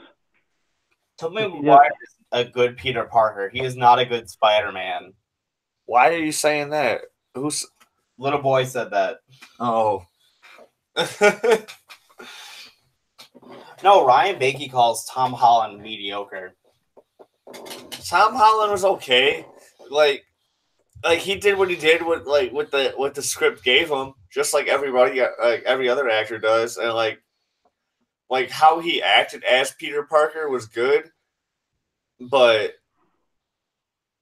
for a Spider-Man movie, like, it was just kind of lackluster.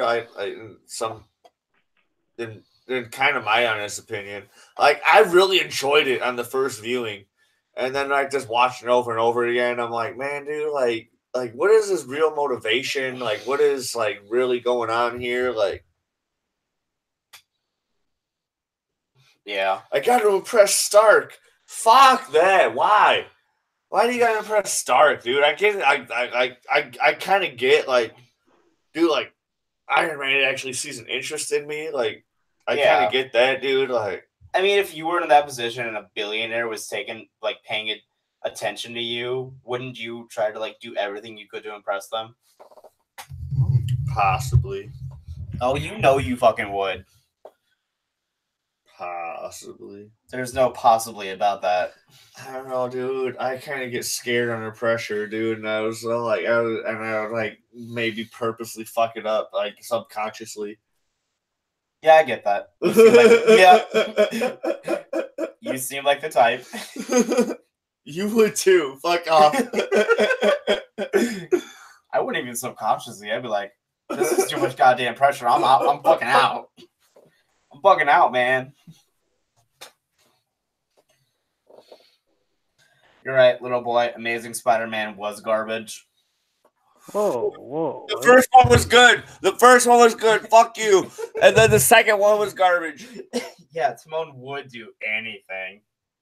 Who said that? Loxus.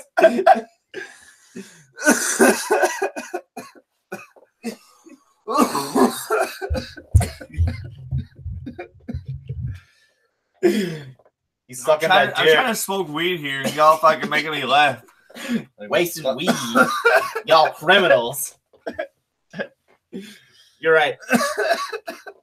If he ever found a billionaire that was interested in him, he'd be on his knees and like, dude, I already talked about how gay for pay I would be.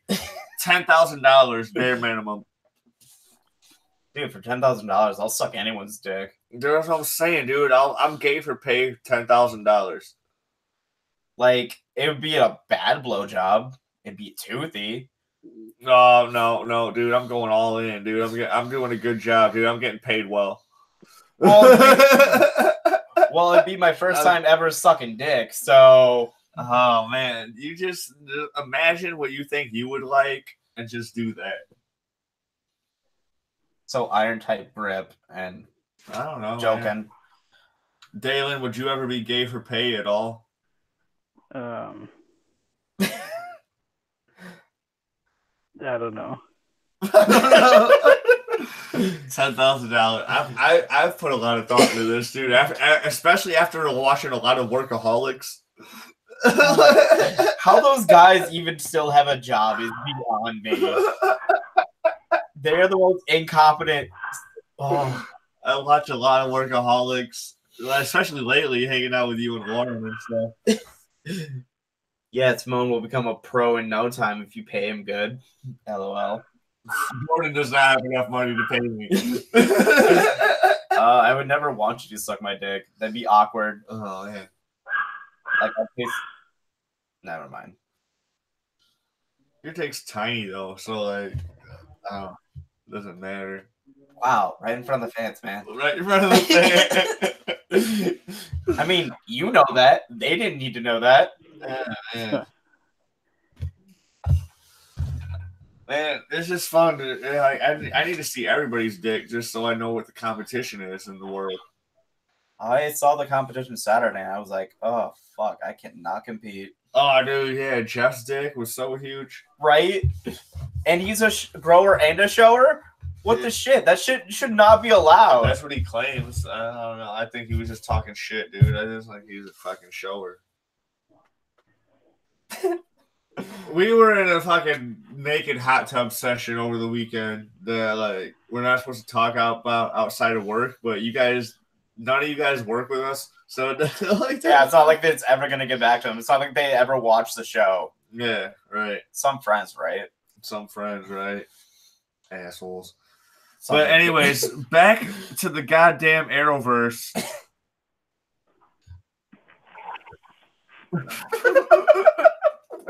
Why it got fucking Netflix Marvel shows canceled. Wow. Because the Arrowverse is so much goddamn it better. Little boy. Hey, guys, can we talk about the ladies? Loxus. Okay, I didn't need to know about anyone's size, bro. Nobody talked about anybody's size. We kind of did. No specifics. Fair enough. Why is Arrowverse so much better than Netflix Marvelverse? Because Jessica Jones is a cunt. She's not a cunt. Her show just is boring. I haven't watched any of it. I tried watching Daredevil. I made it through like half an episode. Daredevil's really good. Punisher's okay. Like, I heard Luke Cage is really good. Kind of. Luke Cage is great. Luke Cage is one of my favorite ones. Like Luke Cage is probably like, I think Luke Cage is the best Netflix Marvel show. Is it political like Black Lightning? It's way more political than Black Lightning. All right, then I might like it. I'm honestly not that big Black on Lightning, dude, Black Lightning is probably one of the best Arrowverse shows. And it's not even Arrowverse, technically. I'm honestly not that big on Marvel Netflix. Marvel Netflix is like, they got the good budget, but I don't know how they use it. Like, I don't like, what the fuck is going on here? I just think it just drags on too long. No, I think it's kind of like, all right, so everybody... It drags on too long, but every Arrowverse show is 23 episodes. Yeah, but it's like... It has a lot of filler. No, yeah, it doesn't have as... I mean, there's filler in the Arrowverse, but it's still more exciting to me than the Marvel Netflix shows. Yeah. All right, here's the thing. Like, I absolutely agree. All right, here's my thing. All right. He's bringing out his notebook. All right, so Daredevil and the Defenders don't get a show or a movie, but goddamn Shang-Chi and the goddamn Eternals get a movie. Shang-Chi's the shit, dude. Have you ever heard of the Eternals? Yeah, I got some Eternals comic books somewhere buried in here, dude. Like, all right. Do they deserve a movie? I don't know, probably. How Guardians-like are they? They're galactal. I see. Okay, cool. That's some space shit, dude. It's another planet. Not everything happens on Earth, dude. Like, this is comic books. Yeah. It happens on either Earth, Asgard, or Xandar. Go the fuck home. Jesus Christ. Wait, what was that Kree planet called? Oh, fuck. What was that Kree planet called?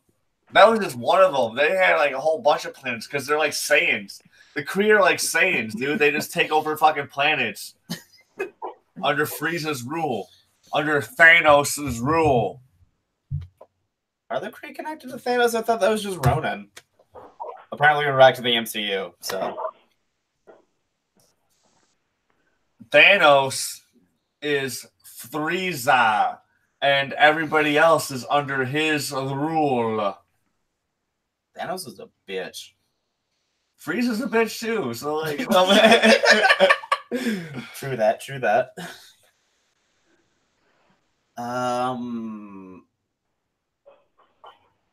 Yeah, I got nothing else. You got nothing else? What do you got going on, Dalen? What do you mean? You got anything else to add into anything else? Nah, I think that's pretty much covered everything. Did you explain how much you liked Diaz? Yeah, he did. He talked about how he shot Felicity in like a bunch of dreams. Yeah, all right. That's not the only reason why I like Diaz. I just think he's... Dude, he's terrifying. He has so much energy. Like, oh man, dude. I just think he's a good villain. I mean, I don't know. All right. I don't think he's better than what's his name, Adrian Chase. I think Adrian Chase set a new bar. Chase is like solid number 3 Arrow villain behind Slade. Adrian Chase is a cop in Orange is the New Black, and it's funny to me to see him in like different roles like that. Like he's a super bad guy in fucking Arrow. Holy shit, who's calling me? My buddy just came back from vacation. I'm not answering. I'll call him back. Can you tell us how trash Star-Lord is? Can we talk about Dora? Yo, dude, remember we a couple of weeks ago, like 2 weeks ago, we played that Dora trailer.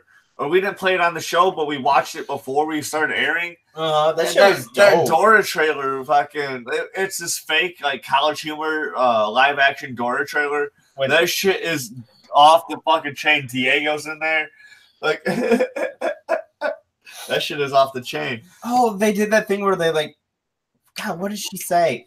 You know what? Bring it up. We gotta watch it now. Oh fuck, dude! I'm gonna get one of those notices like you're demonetized. I'm like, I'm not monetized anyway. I was never monetized. Well, I have access to be monetized, but they're I always do shit that gets me fucking struck. So like, what's that door? Wait, what is that? What? Wonder Woman, the choice that destroyed a movie. We're not watching a 15-minute video. Oh, hell no. Jesus Christ. I'll watch that later.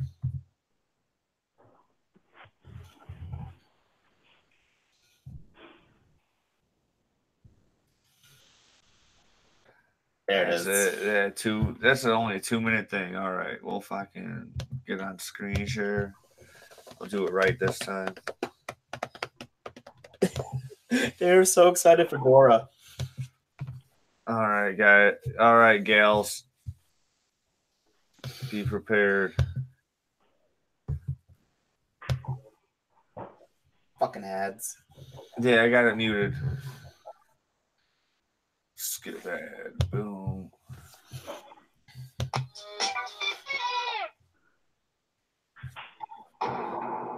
It's still loud. I have it like all the way down. The Infinity Orb has been swiped. Call the police!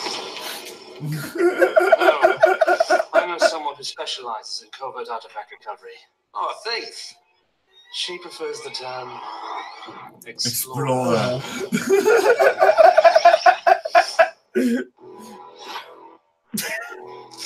After this trailer, we're gonna fucking call it quits.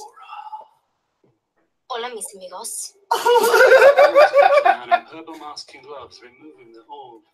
Swiper, you old fox. You know where to find him? No, but I know someone who does. I'm the map! I'm the map! I'm old! Crap, map. Where'd Swiper take the orb? Last I heard he was in Guadalajara. Gracias. There's someone I need to see. Hola, Diego. Dora, it's been a while. I haven't seen you since I was this many.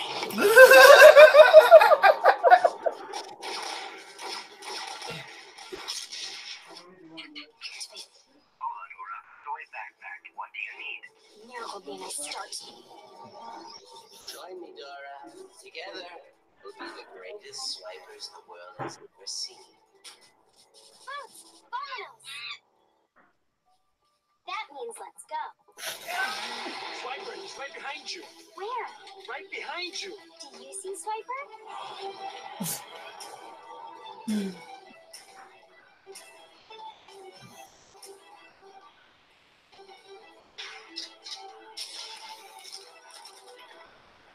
Oh shit, did they kill Diego?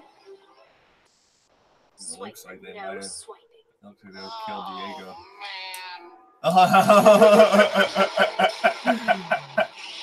No, but did we talk about that Dora the Explorer Christmas episode where Swiper swiped everything so he was sad? I don't fucking. I'm not ready. I'm not ready for this shit. I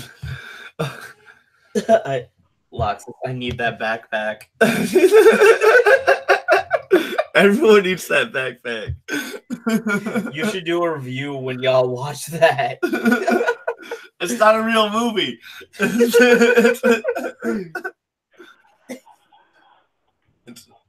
not a real movie. Oh, fuck PewDiePie. They don't see PewDiePie, so they don't know what the fuck you're talking about. Good God. All right, dude. We're gonna call it. We're gonna call it for the day, everyone. Thank you for coming in and chiming in your input. Everyone, make sure to like, comment, and subscribe, and do all that cool, fun stuff. And tune in on Thursday after comedy night. I'll be a little bit drunk. I'm a little bit drunk right now, just a little bit. And yeah, dude, take care. And thank you, Dalen, for coming by, dude. I always love having you on. You're always one of my favorite guests. Oh, thank you. I always enjoy it. Oh man, you keep it classy, dude. Like I like you.